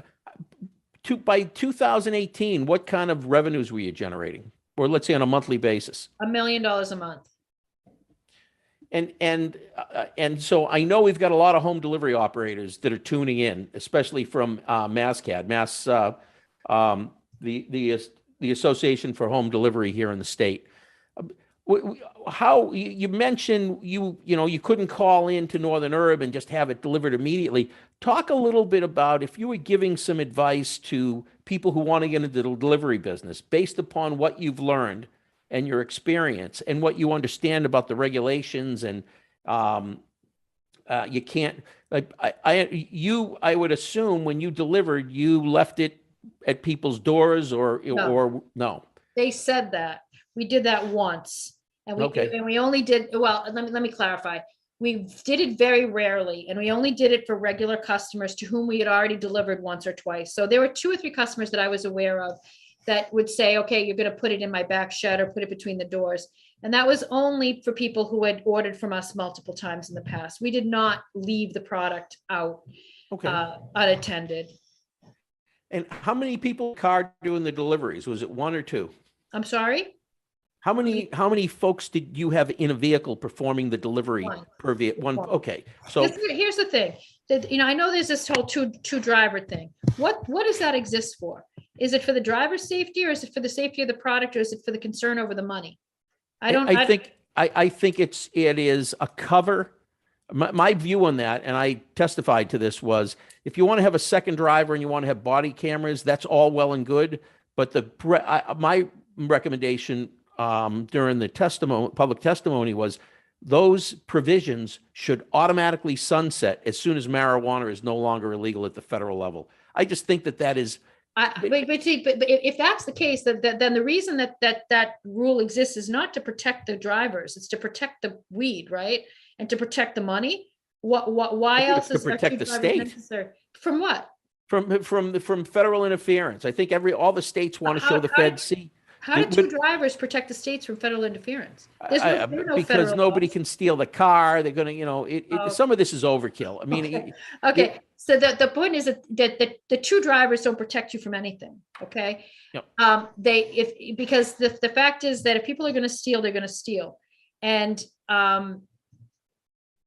why it needs to be legally mandated to protect weed or to protect the product makes no sense when somebody can walk into a liquor store at any point in time and buy enough booze to kill themselves with and proceed to do that right in the parking lot. What weed cannot kill you. So what is the protective point there? You're protecting somebody from stealing it so that they would go and hurt themselves with it, or you're worried about money, or you're worried about people being robbed. You can rob 2 people as easily as you can rob 1. You got a gun and they don't. it's going to happen. The two driver it's a false sense of security. It's not doing anything but increase the cost. Yep. So Right. Kurt will, oh, go ahead, Steve. No, you're right. I had one mailman delivering my Percocet, delivering my fentanyl, Yep. you know, and that's the federal government doing it. So they weren't looking to protect the mailman. So No. Steve, is he still with us today? What's that? Is your mailman still with us today? I got a new mailman. Yeah. Ah, see, look what happened to him. He didn't have a second mailman. So back in 1972, 50% of the US population believed that you could overdose on marijuana. Nixon appointed a commission, and that commission spent a year investigating. They flew around the country, spent millions of dollars, had a staff of 73 people. And after a year, they couldn't find one instance of an overdose. In fact, the commission basically said, this whole thing is, it's overkill. It's a waste of time. We ought to just decriminalize it and not worry about it. Unfortunately, that's not what Nixon wanted to hear. He killed the report. And Ray Schaefer, the former governor of Pennsylvania, who was the head, he was the Robert Mueller of his time, never got his appointment to the federal bench he was looking for. But the general government misinformation campaign about weed is just bizarre when you begin to start to dig through the books and take a look at it. Go ahead. Oh no, I was going to say, what advice would you give to the operators? Like, well, one of the concerns I have about home delivery right now is the Amazon guys go up and down your street and they can leave the boxes at the front door. The marijuana folks can't. They have to hand deliver it, and it can't just be handed to somebody. It's got to be handed to the person who made the order. Yep. So if Kurt places the order and he's not home and his wife is, she can't accept the order for him. Right. We operated very much like that. We only allowed a secondary recipient with notice, and in which case we would ask for ID from the secondary individual. Yep. So and the way we worked that was just to be there when they were home, which is why we didn't do deliveries during the day. We did them in the evening. And if you couldn't accept delivery in the evening, you just didn't order from us.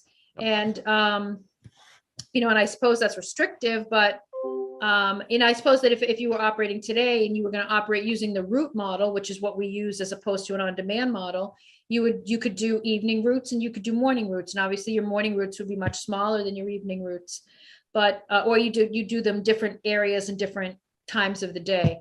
But it makes no sense to be doing on-demand deliveries, none whatsoever. How late did you deliver till?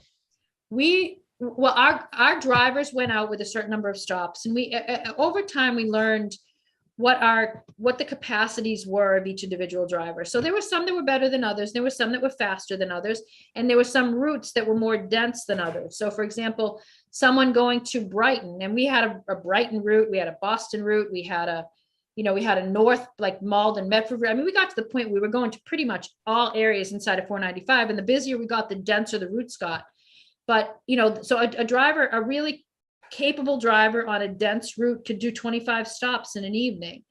And we had a process. So you place the order, the goal was to have all the drivers on the road by 3. So that means we stopped taking orders between 1 and 1:30, and we would finish packing. The orders would be lined up in routes. We had a software program that allowed us to push them. So the orders got pushed to the driver's cell phone. So the drivers knew where they were going. They could route their own, or they could, the software we were using was beginning to institute an AI-based route software that we didn't end up using. Most of them used Waze. They would put their stops into Waze and they would organize them. And the deal was that the first thing they had to do was call all their customers and say, I'm your driver for this evening. This is the time I expect to be in your area. That was the first call. Every driver was responsible for calling or texting every customer before they got on the road. Call number 1. Call number 2 was when you were next. So once they did delivery 1, while they were finishing delivery 1, they called delivery 2 and said, I'm on my way. I'll be there in 15 minutes, 5 minutes, 10 minutes.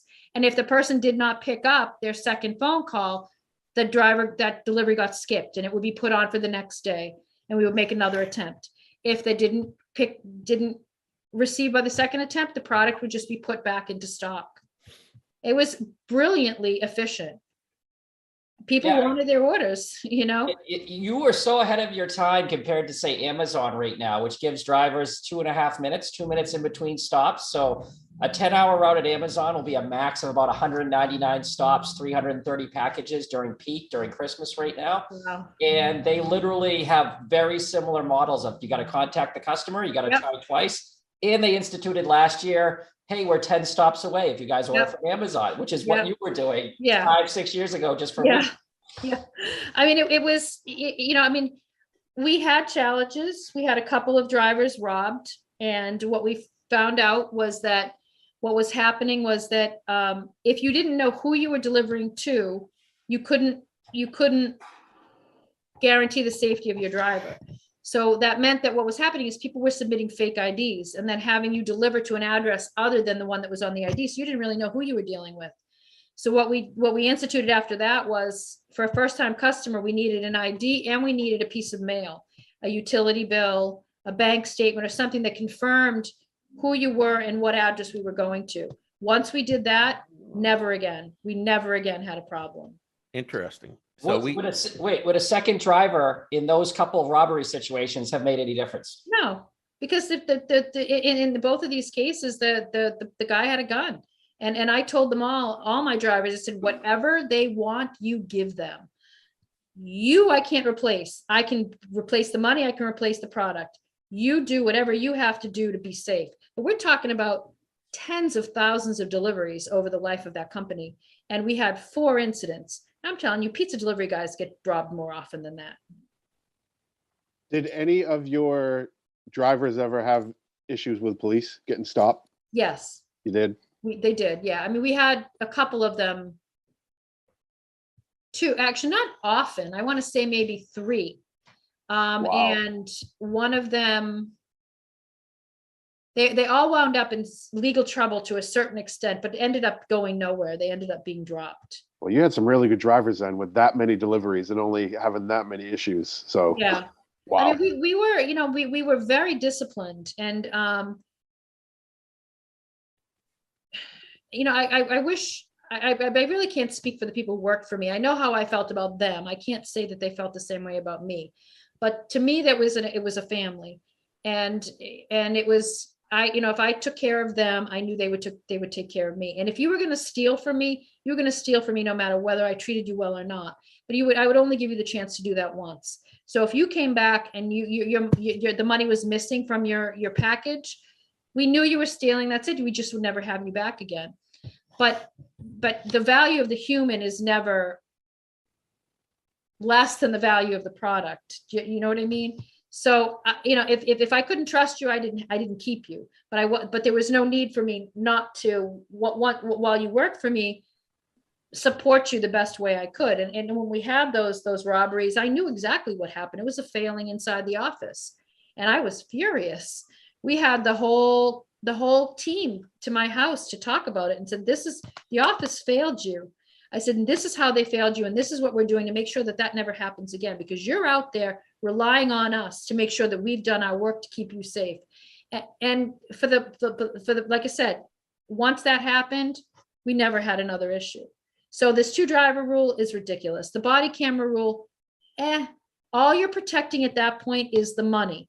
And and that's a decision that should be made by the operator, not by the state. Because what does the state care whether you're getting stolen from or not? They don't care whether or not somebody's stealing out of the register at Walmart. So if the operator feels that a body camera is keeping their assets safer, fine. What you really need are policies that keep the driver safe.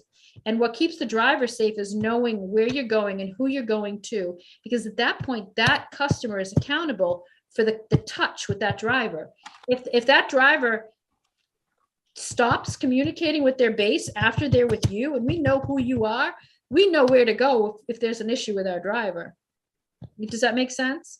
But you can't stop a driver from getting into a car accident. You can't stop a driver from drinking while they drive. It doesn't matter whether you're working for Amazon or whether you're working for Northern Herb. Those risks exist anyway.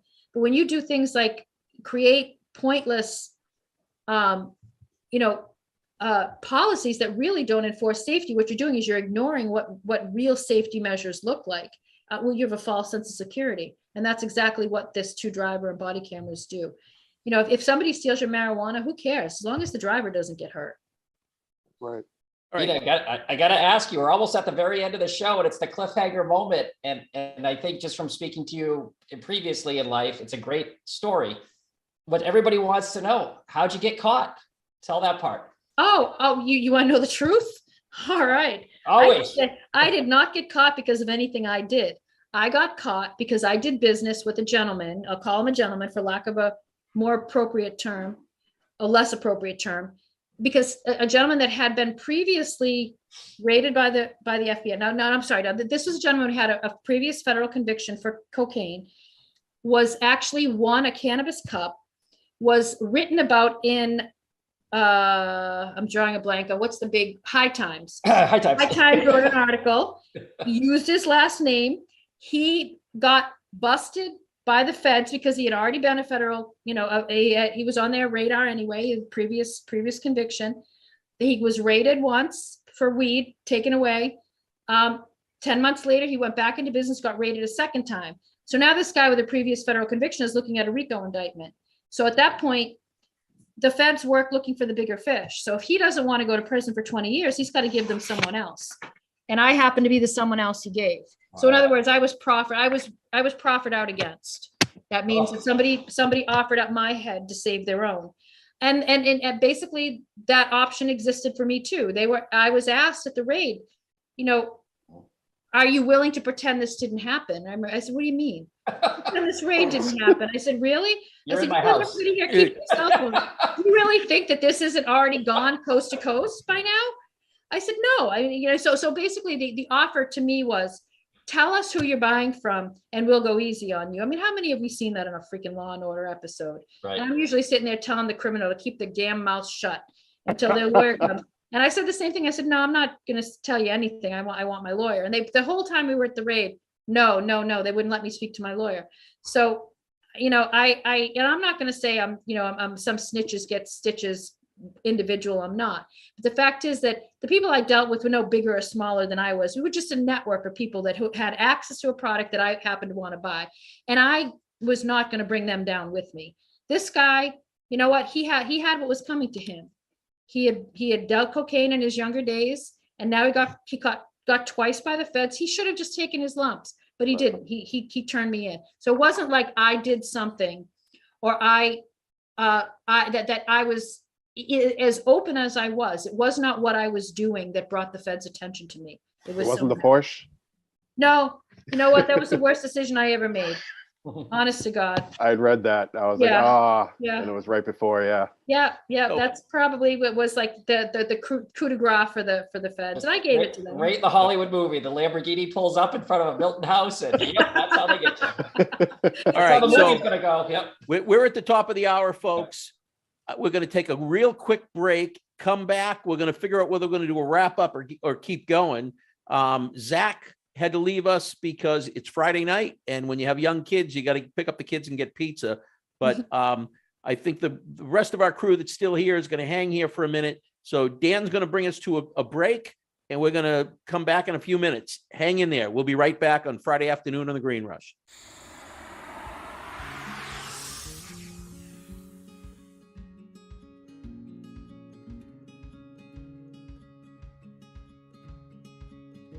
So I think there's one very important difference between me and most of my team members and other cannabis accounting firms, especially outsourced cannabis accounting firms.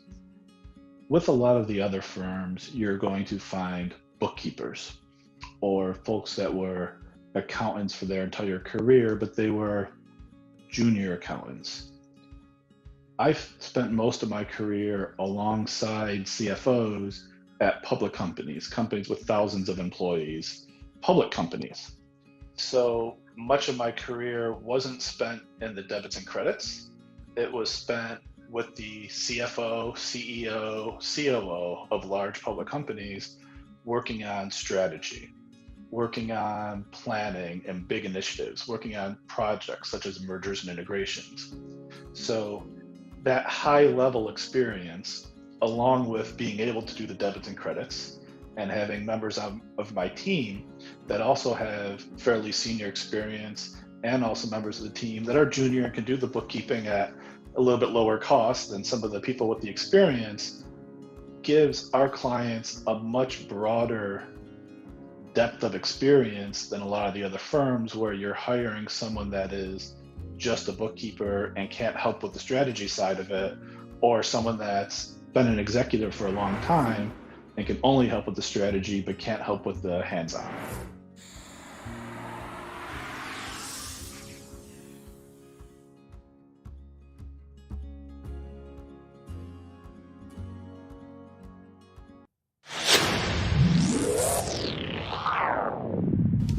Hey, you want to grow your own plants? Check out Style Lighting's Grow Kit. It has everything you need to become an expert home grower and bring the power of the sun indoors. Style Lighting uses TCP's high-powered commercial LEDs that deliver twice the output in the market. The Grow Kit has a grow bag, a timer, chains to hang the light, and of course the best in the business lighting system by TCP. Check out stylelighting.shop for more information.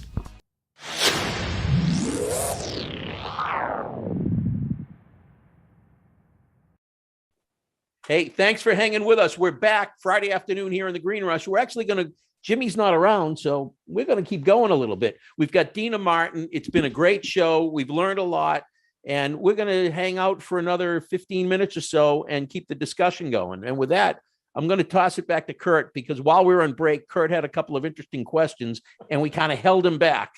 Dina knows what the questions are, so it's not going to be a surprise, but go ahead, Kurt. She's had time to think. And we have a YouTube. If you're watching on YouTube, we like your vote. There is a book. Let's hope in the future there's a movie with a Clemency walking out of the front steps of the White House. Who plays Dina in the movie? And give us your suggestions. I'm going Reese Witherspoon. I think that's a no-brainer. But let's see what you think. Who plays her? We'll say 2-ish years from now. She's got to finish the book, a little jail time, get it all polished up, movie rights, the works. All right. I'm gonna say Marissa Tomei. That's, I think, what you said the last time I asked you to. Yeah, okay, no, I like her. That's not bad. You know what? That's not bad. I like those two selections already. All right. So, Kurt, if the show makes it into the book, right, Yep. This episode, who plays you? Obviously, Brad Pitt. Matt That's the stupidest Damon. question. Yeah, Matt Damon. There. Okay, thanks. I'll take that. Yeah, exactly. How far down do I get from there? So, on the business side of things, it sounds like you kept the deliveries from starting at 3 p.m. Yeah. And how late into the evening would you deliver? I wanted my drivers off the road by 9, no later than 10. Anything beyond that. And I remember I used to tell my drivers, I'm like, anything beyond 9 o'clock and you cease to be a delivery guy and you start to be a drug dealer. And that's not what I want. Like my guys were not allowed to wear baggy jeans, sweatpants, or hoodies. They had to wear collared shirts, black pants. It's a distinct difference, but it's shades. And I just never wanted to appear like that shady back door. Nope. You know. So in Massachusetts now, the home delivery operators are allowed to deliver between 8 a.m. in the morning, and they have to finish their final delivery by 9 p.m. So it sounds like a lot of what you've learned is going to be very apropos for delivery operators who are watching the show. Wait, Yeah. if you were to go back into this business, how would you start up? What would you do? How would you attract customers? Because my understanding is you did advertising in like Craigslist and other places like that. Craigslist was in the very, very beginning, and you know, I mean, and Craigslist disallows marijuana, and the rules for advertising on social media have shifted and changed over the years. But I would say that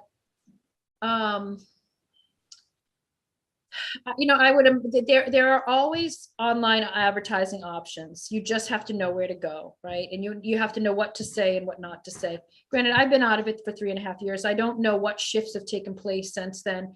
Like I said, Allbud was very instrumental for us in the early years. But once you've got a customer base, if you take care of your customer base, they will take care of you. And I think that really when it comes to marijuana and delivery,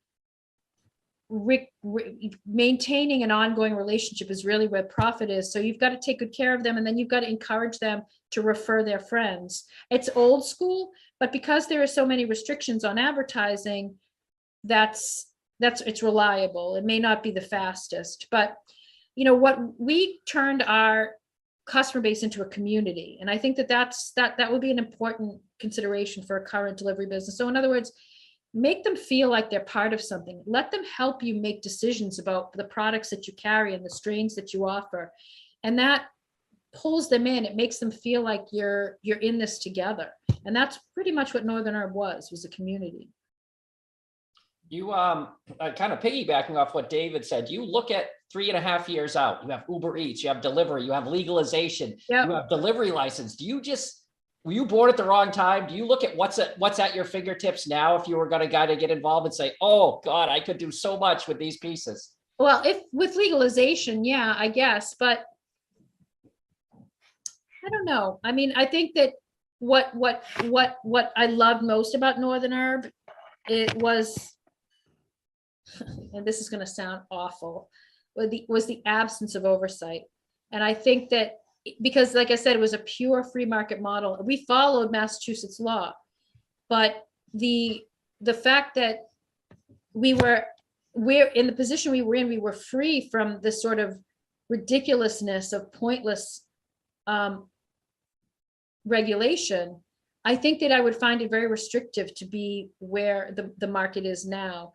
I would hope that as time moves on, that common sense would prevail. And my hope is that, my sources believe the federal legalization is much closer at hand than Omar thought. I mean, apparently from what I'm being told, they need 12 senators. They've got 6. The expectation is that they hope that they'll have the next 6 that they need sometime next year. I think that the Republicans may be reluctant to give the Democrats the victory. I'm getting off track here a little bit, but the point is that a Republican just suggested their own legalization bill. And I think at this point with the 2022 elections, the party most likely to prevail is the one that can bring this issue home. And I think they know that.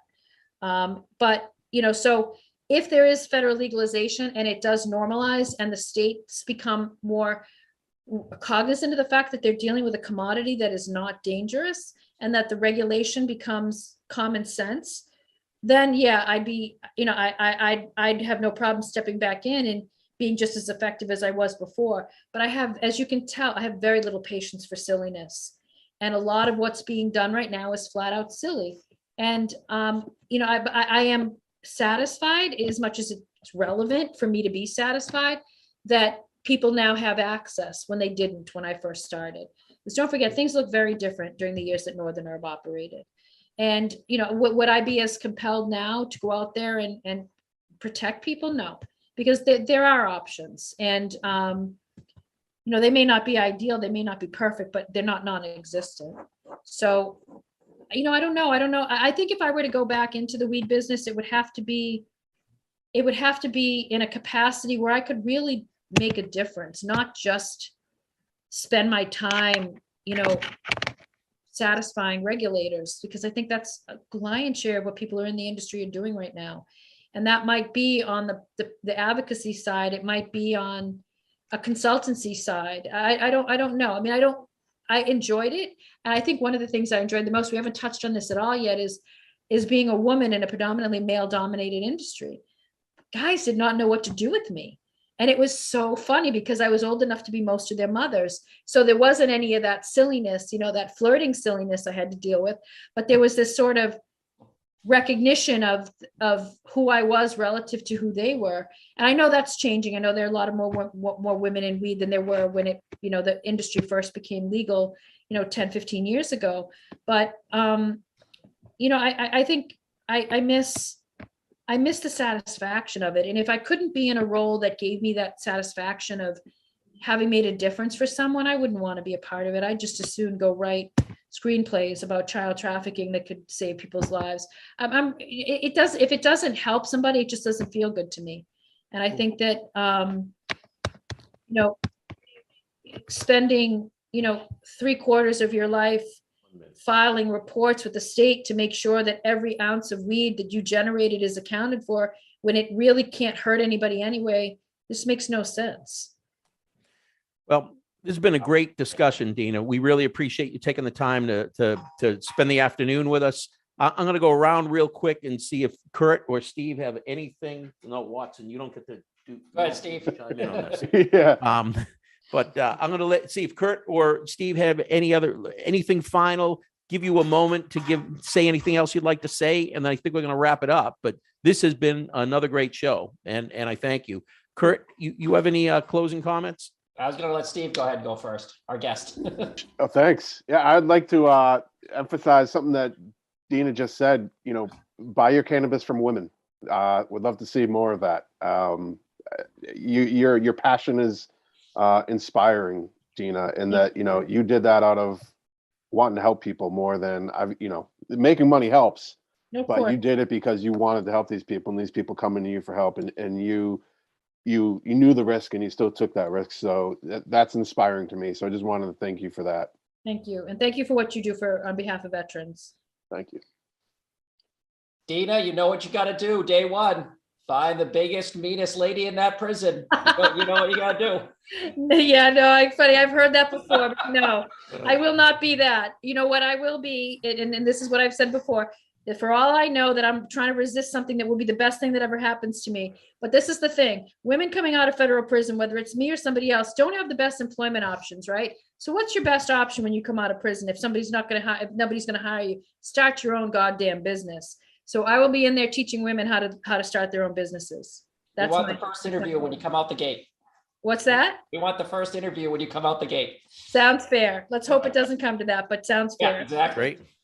Well, this has been a great show. I want to thank all of our guests, the ones who are here, as well as the ones who had to jump off a little bit early, as well as for Dina, because we kept her talking for better than an hour and a half. It's rare that we do those kind of shows, but this topic really deserved it. It was important for us to peel back the onion and let everybody hear from Dina in her own words, the other side of the story versus what's been printed in the press. And Dina, thank you very much for your time. We really appreciate it. And thanks for tuning in.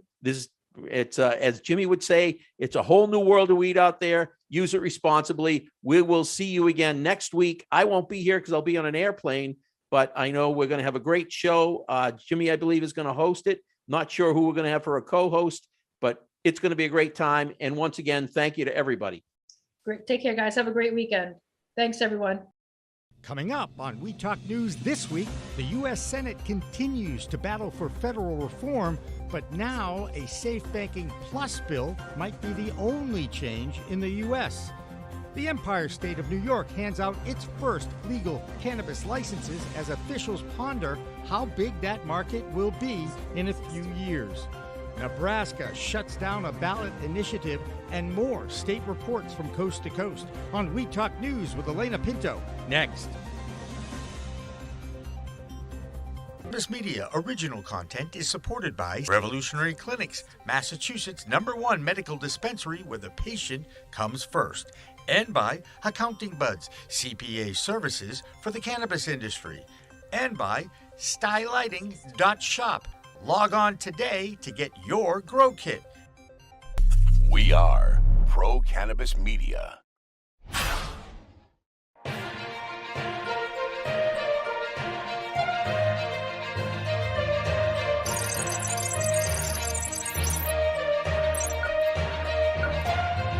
Hi, everyone. I'm Elena Pinto for Pro Cannabis Media, and welcome to Weed Talk News. It's another week of inaction from Congress on cannabis reform.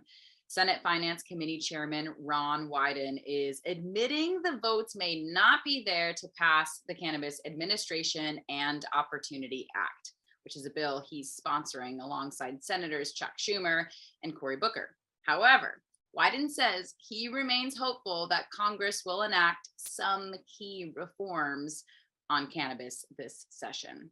Law firm Duane Morris is reporting the senators have said they would be willing to consider more incremental cannabis reform, such as safe banking with added equity provisions. And some say a safe banking plus bill may be introduced which would ensure equitable access to financial services for minority-owned cannabis businesses and require financial institutions to prove compliance with anti-discrimination laws, among other things. So let's check in with Vote Pro Podcast's Phil Adams for what else is happening in the nation's capital this week. Hi, this is Phil Adams from Vote Pro Podcast, here with the Weed Talk News DC report. A bipartisan group of 9 U.S. senators is urging the State Department to reclassify another U.S. citizen as wrongfully detained by the Russian government. The letter says former Marine Mark Fogel is facing a, quote, disproportionate 14-year sentence for possession of less than an ounce of medical cannabis. The most common sentence in Russia for such an offense, the letter states, is 5 years probation. The senators say Fogel meets the official criteria for consideration as wrongfully detained citizen. Such reclassification would entitle Fogel to enhanced diplomatic resources to secure his release. A senior White House official said last month that the administration has been looking at the case, but that no announcements have been made. The U.S. Forest Service issued a warning to its employees to remain drug-free. The Human Resources Division of the USFS posted a notice this week reminding employees that marijuana is still federally illegal and advising them to refrain from using it, regardless of state laws. The notice says that although cannabis is legal in some form in most states, there have been no changes to the list of Schedule I drugs under the Controlled Substances Act. The Forest Service will continue its policy of random drug testing of any employees suspected of using marijuana, as well as regular testing of those in test-designated positions. A positive drug test will result in administrative action that could include removal for the first finding of illegal drug use. The federal government will begin reimbursing customers of an Arizona-based cannabis company for making misleading medical claims about its CBD products. The Federal Trade Commission announced this week it will issue refunds to 576 customers of Cushley Industries, LLC. The FTC says the CBD products these customers purchased from Cushley were, quote, deceptively marketed. The action appears to stem from a complaint that the FTC filed against Cushley in 2021, alleging the company made claims that their products could treat everything from cancer to acne. It coincides with stepped-up efforts by both the FTC and the Food and Drug Administration to identify cannabis companies making unsanctioned claims about the medical benefits of their products. The FTC said the customers will receive payment either by check or via PayPal. Refunds will be about $36 each. That's the Weed Talk News DC report for this week. I'm Phil Adams from Vote Pro Podcast. Since banking with cannabis businesses is still federally illegal, most states with medical or adult use have tried to figure out their own system for financial institutions. But now the plans for one state's budding banking plans seem to be going up in smoke. Jessie Lynn Dolan has that story and more in this week's Vermont Report. I'm Jessie Lynn Dolan from Nurse Grown Organics and Vermont Cannabis Nurses, and this is the Weed Talk News Vermont Report. VSECU, the Vermont Credit Union that was poised to work with most, if not all, Vermont cannabis companies, has just sent out notification that they are temporarily pausing all aspects of cannabis banking due to the large and sudden spike in accounts. Having reached what they call their company's regulatory limits, they state they will need to adjust their internal cannabis policy, procedures, and staff before they can resume any cannabis banking. With adult use right around the corner, with retailers slated to open on October 1st, many Vermont cannabis businesses are concerned of a market start delay, as well as increased banking fees, as VSECU holds the monopoly share for Vermont banking needs. Cannabis Control Board Chair James Pepper recently stated that the board would look the other way for those cultivators who have a license application pending for cultivation and planted their crops before approval. The Cannabis Control Board did not hold a public meeting the last 2 weeks and thus have not approved more licensing. Vermonters will continue to remain in limbo as licensing and banking concerns are intoxicatingly high. Burlington City Council recently approved a new requirement as well, mandating that cannabis retailers who want to open up shop in Burlington need a city permit before they can sell products to the public. Rural Vermont is hosting a 3-day Korean natural farming and regenerative gardening workshop at La Fincha Farm in Washington, Vermont. For more information, visit ruralvermont.org/events. That's the Vermont Report for Weed Talk News. I'm Vermont's cannabis nurse and ganjier, Jessie Lynn Dolan. Things are flourishing in the Garden State, or so it seems. The final deadline for cannabis licenses in New Jersey is looming, and 300 business owners already hold conditional licenses to get up and running. The problem is many of them still don't have the space to do business. New Jersey correspondent Jill Goldsberry explains what's going on in the Garden State this week. Hey everyone, it's Jill in New Jersey for Weed Talk News, and this is what's happening in the Garden State this week. Well, we're all pretty familiar with the term conditional licenses in this industry.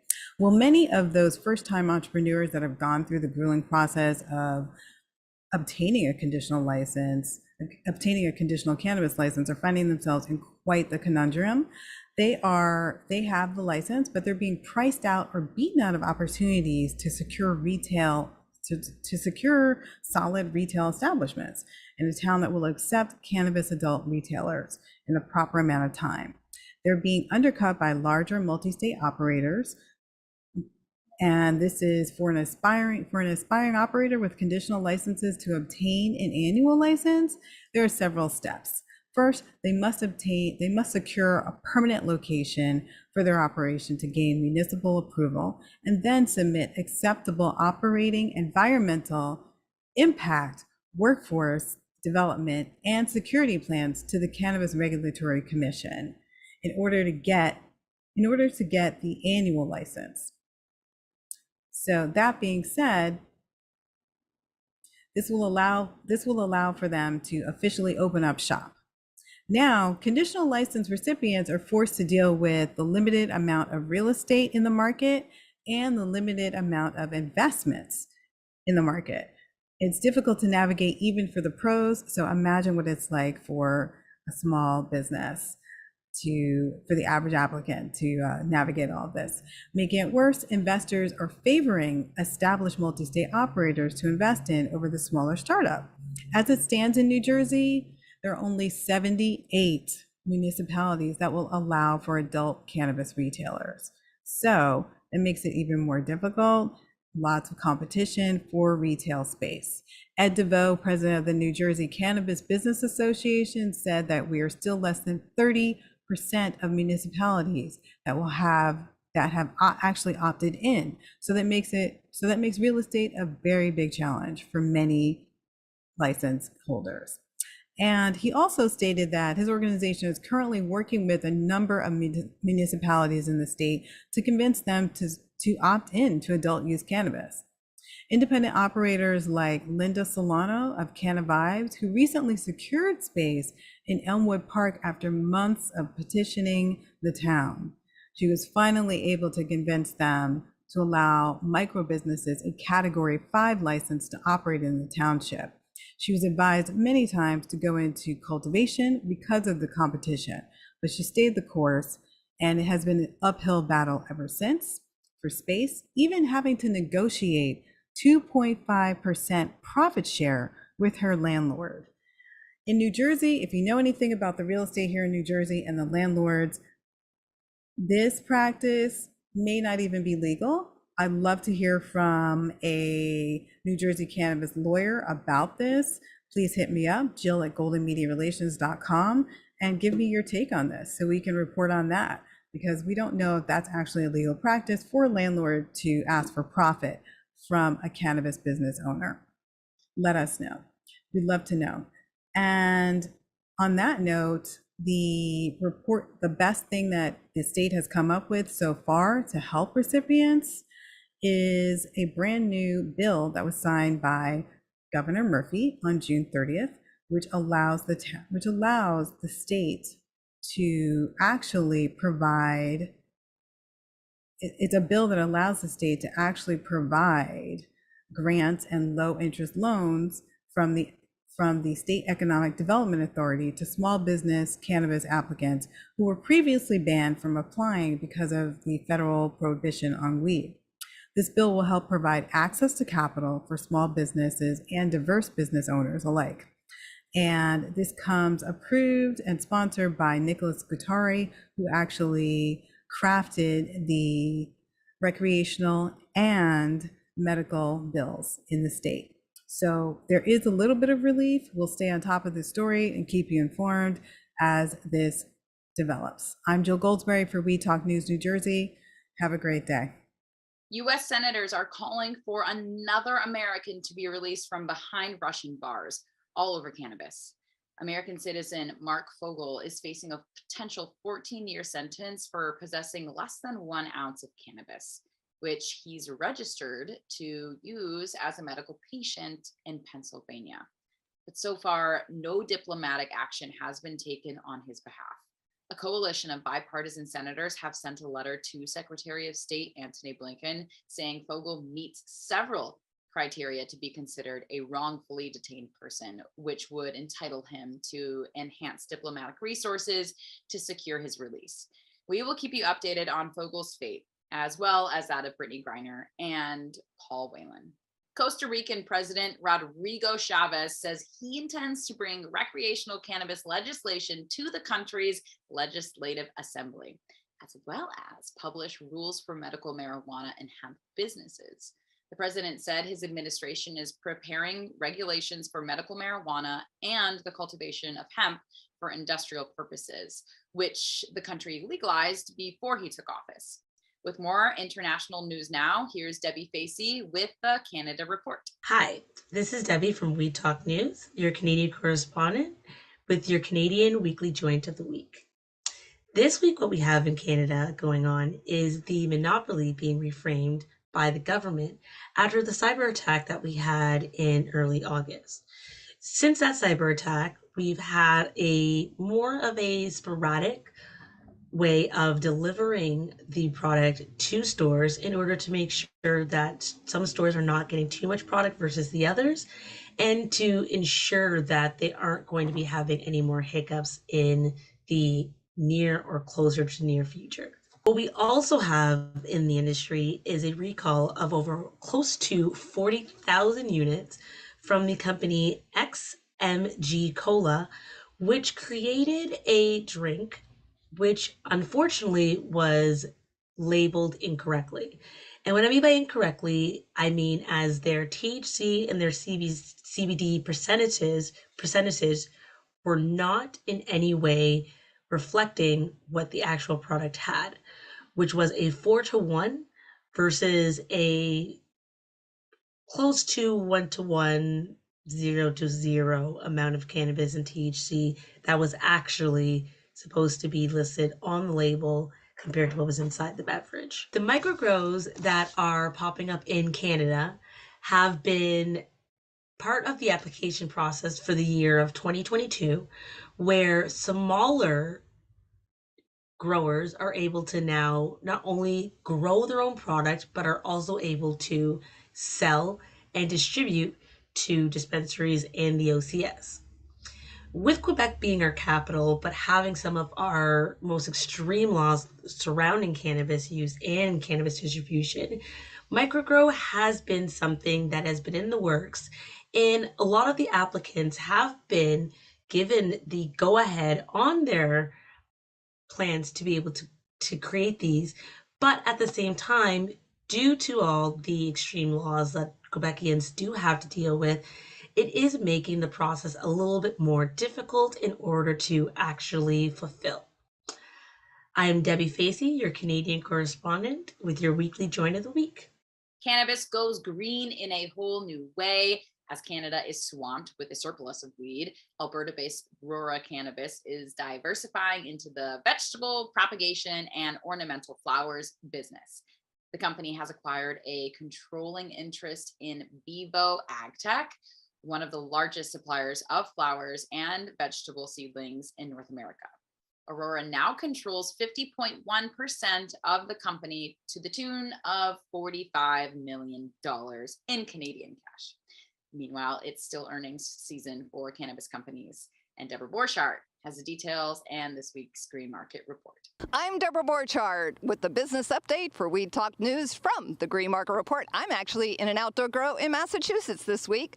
Getting into the news, SNDL, formerly known as Sundial, is buying the Valens Company in a deal valued at 138 million Canadian dollars. This acquisition is going to make them one of the largest adult use manufacturers and retailers. They're going to have 185 cannabis stores under the Spirit Leaf and Value Buds banners. TerrAscend completed its acquisition of the Michigan dispensary chain Pinnacle Emporium from Kisa Holdings.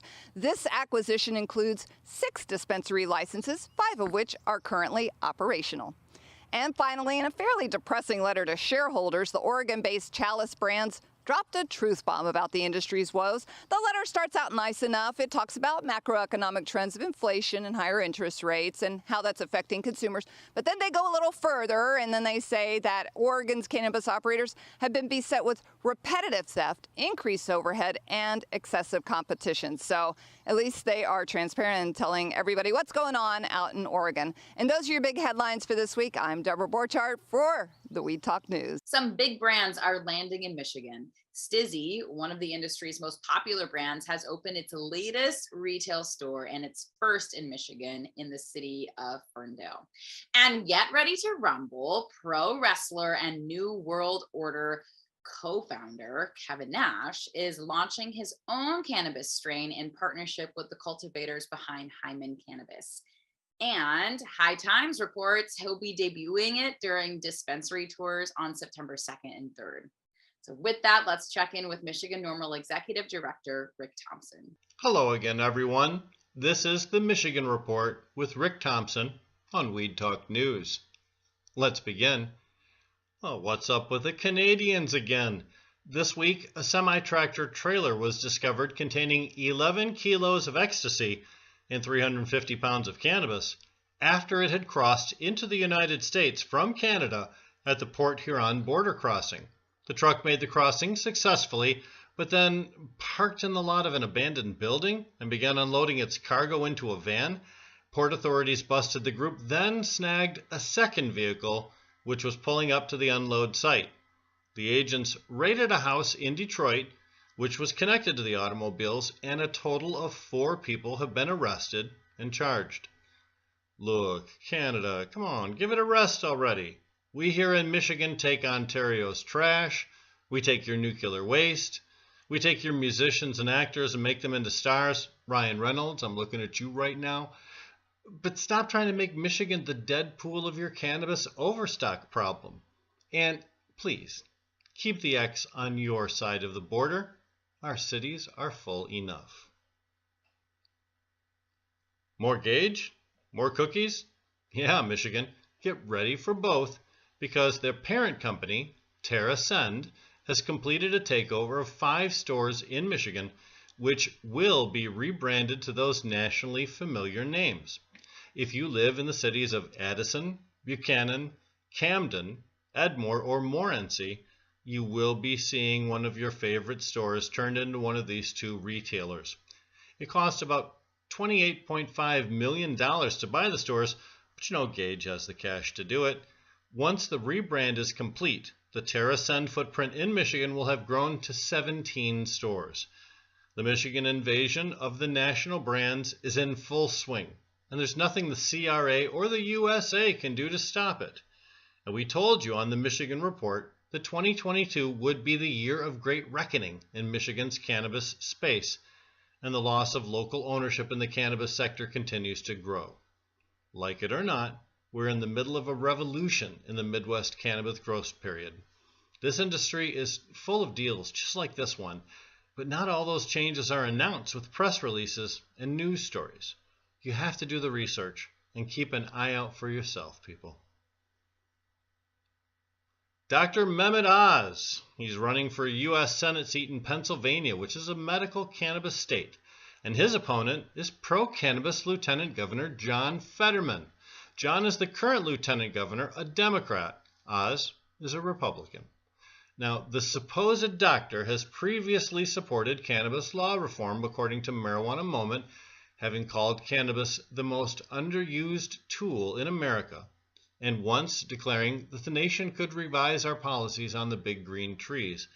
But that was before he decided to run for office in a state he arguably does not even live in, and now his RNC overlords have him attacking Fetterman on cannabis law reform.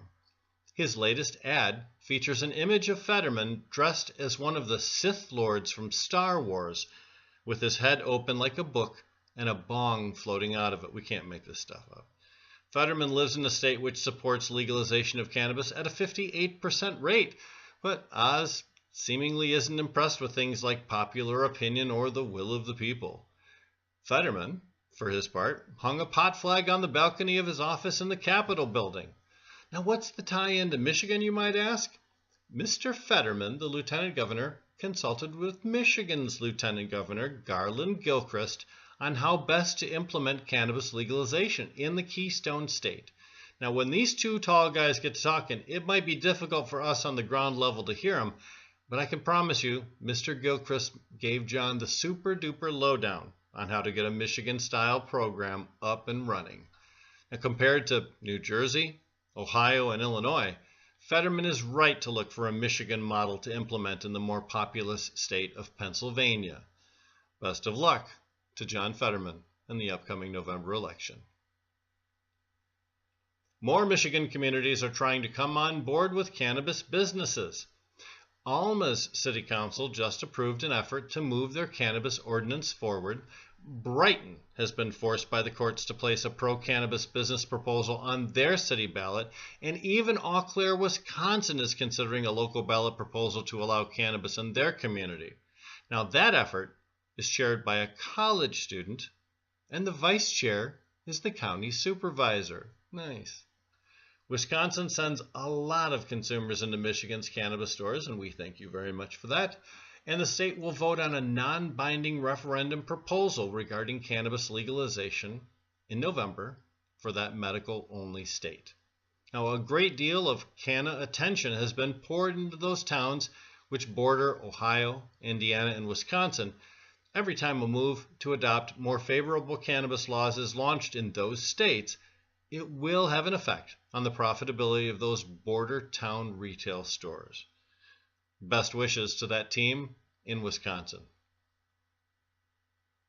And for our final story, Marijuana Biz Daily issued a mid-year report on cannabis sales, and Michigan's performance is exceptional among states. Our rate of growth percentage in the adult use sector since January is bettered by only Maine. Yet our percentage decline in the medical program is equaled only by Colorado. Regarding medical, most states with both medical and adult use programs are seeing medical programs decline sharply. Compared to the same period of time last year, Colorado's med program shrank 43%. We're not far behind them. Our med program in Michigan shriveled up by 41.3% over the same period. Other states with significant declines in their medical programs include Oregon, Massachusetts, Arizona, and Illinois. Concerning the adult use industry, Michigan is firmly in the number 2 spot nationally for cannabis sales year to date. Michigan's $188 million in sales in just July beat the hell out of Illinois' sale figure by $50 million, and it beat Colorado's by $60 million. Still in the top spot, that show-off state, California, which had a staggering $430 million in adult use sales in the single month of July. Now, Michigan's program is charging forward with an increase of 47% over July of 2021, while Cali's huge numbers actually represent a 9% decline from July 2021. Now, despite the steep decline, Michigan's July medical sales figure puts us in the 5th spot nationally for sales in that month, but that is a list that does not include California. And that's it for the Michigan Report with Rick Thompson on Weed Talk News. And finally, we've probably all come across a bunk cannabis product, something that just wasn't quite up to snuff. Well, now some consumers are being paid back for that inconvenience by the feds. This week, the Federal Trade Commission said it will be sending a total of $21,000 to cover the costs of Cushley Industries LLC products that were deceptively marketed. The FTC says nearly 600 people were misled by false medical claims by the supposed CBD company. When you split up that payout, each person will be getting about $36. It may not seem like much, but the federal government giving refunds for CBD products certainly proves that it's a whole new world of weed out there. So keep using it wisely. And that is all for Weed Talk News this week. I'm Elena Pinto for Pro Cannabis Media. Whoa, Jimmy Young in the weeds on the water this week. We've got the CEO of Kushco, Nick Kovacevic, with me. I got to tell you, that was still one of my favorite interviews. Hi, everybody. I'm Jimmy Young, the founder of Pro Cannabis Media, and I can't believe that was only 3 years ago. Feels like 10 because of that darn pandemic. Now, back then, In the Weeds was the only show on Pro Cannabis Media. 750 videos, 600,000 views, and over 10,000 subscribers on YouTube has changed all that over the past 3 years. Now, we have 10 shows that we live stream all the news, talk, business, information, and educational content 24/7 on our Roku and Apple streaming channel, PCM TV. Now, that feed is also on our homepage of our own ProCannabisMedia.com website. Now, I'm asking you, the people that follow us, like us, and subscribe, to spread the word in the cannabis industry that we take informationally compliant, correct-based messages. That's right. The rest of the world calls them commercials, but that's still a no-no on TV and radio. Consider us a marketing tool for your marketing challenges, and contact me directly at jimmy@procannabismedia.com. That's about as easy as it gets, right? Some opportunities start as low as $250 a month. You will reach our audience of decision makers, policy makers, entrepreneurs, and yes, even the church of movers and shakers in the cannabis world. Remember, it's a whole new world of weed out there. Use it responsibly, and of course, market it responsibly too. Looking forward to working with you.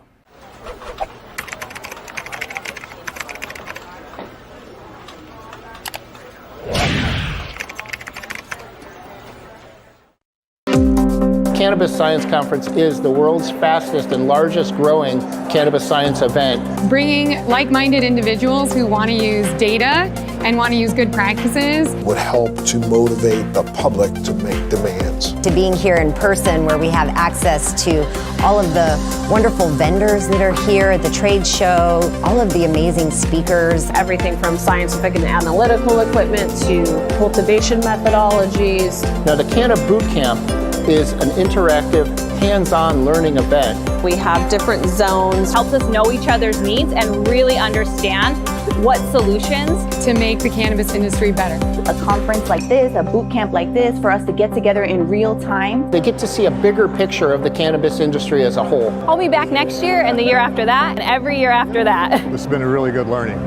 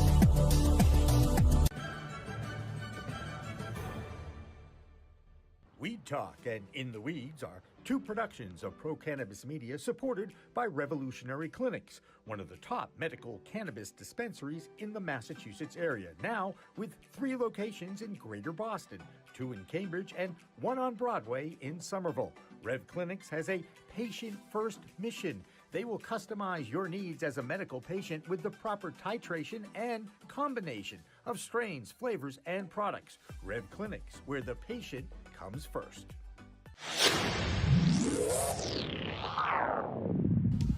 Hey, you want to grow your own plants? Check out Style Lighting's Grow Kit. It has everything you need to become an expert home grower and bring the power of the sun indoors. Style Lighting uses TCP's high-powered commercial LEDs that deliver twice the output in the market. The Grow Kit has a grow bag, a timer, chains to hang the light, and of course the best in the business lighting system by TCP. Check out stylelighting.shop for more information.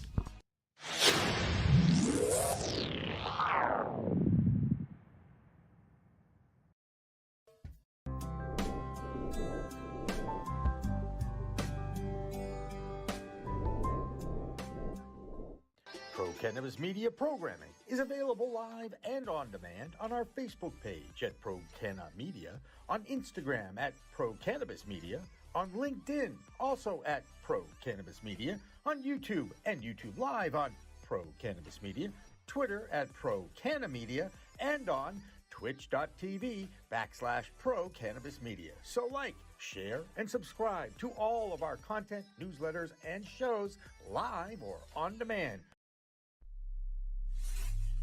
We are Pro Cannabis Media.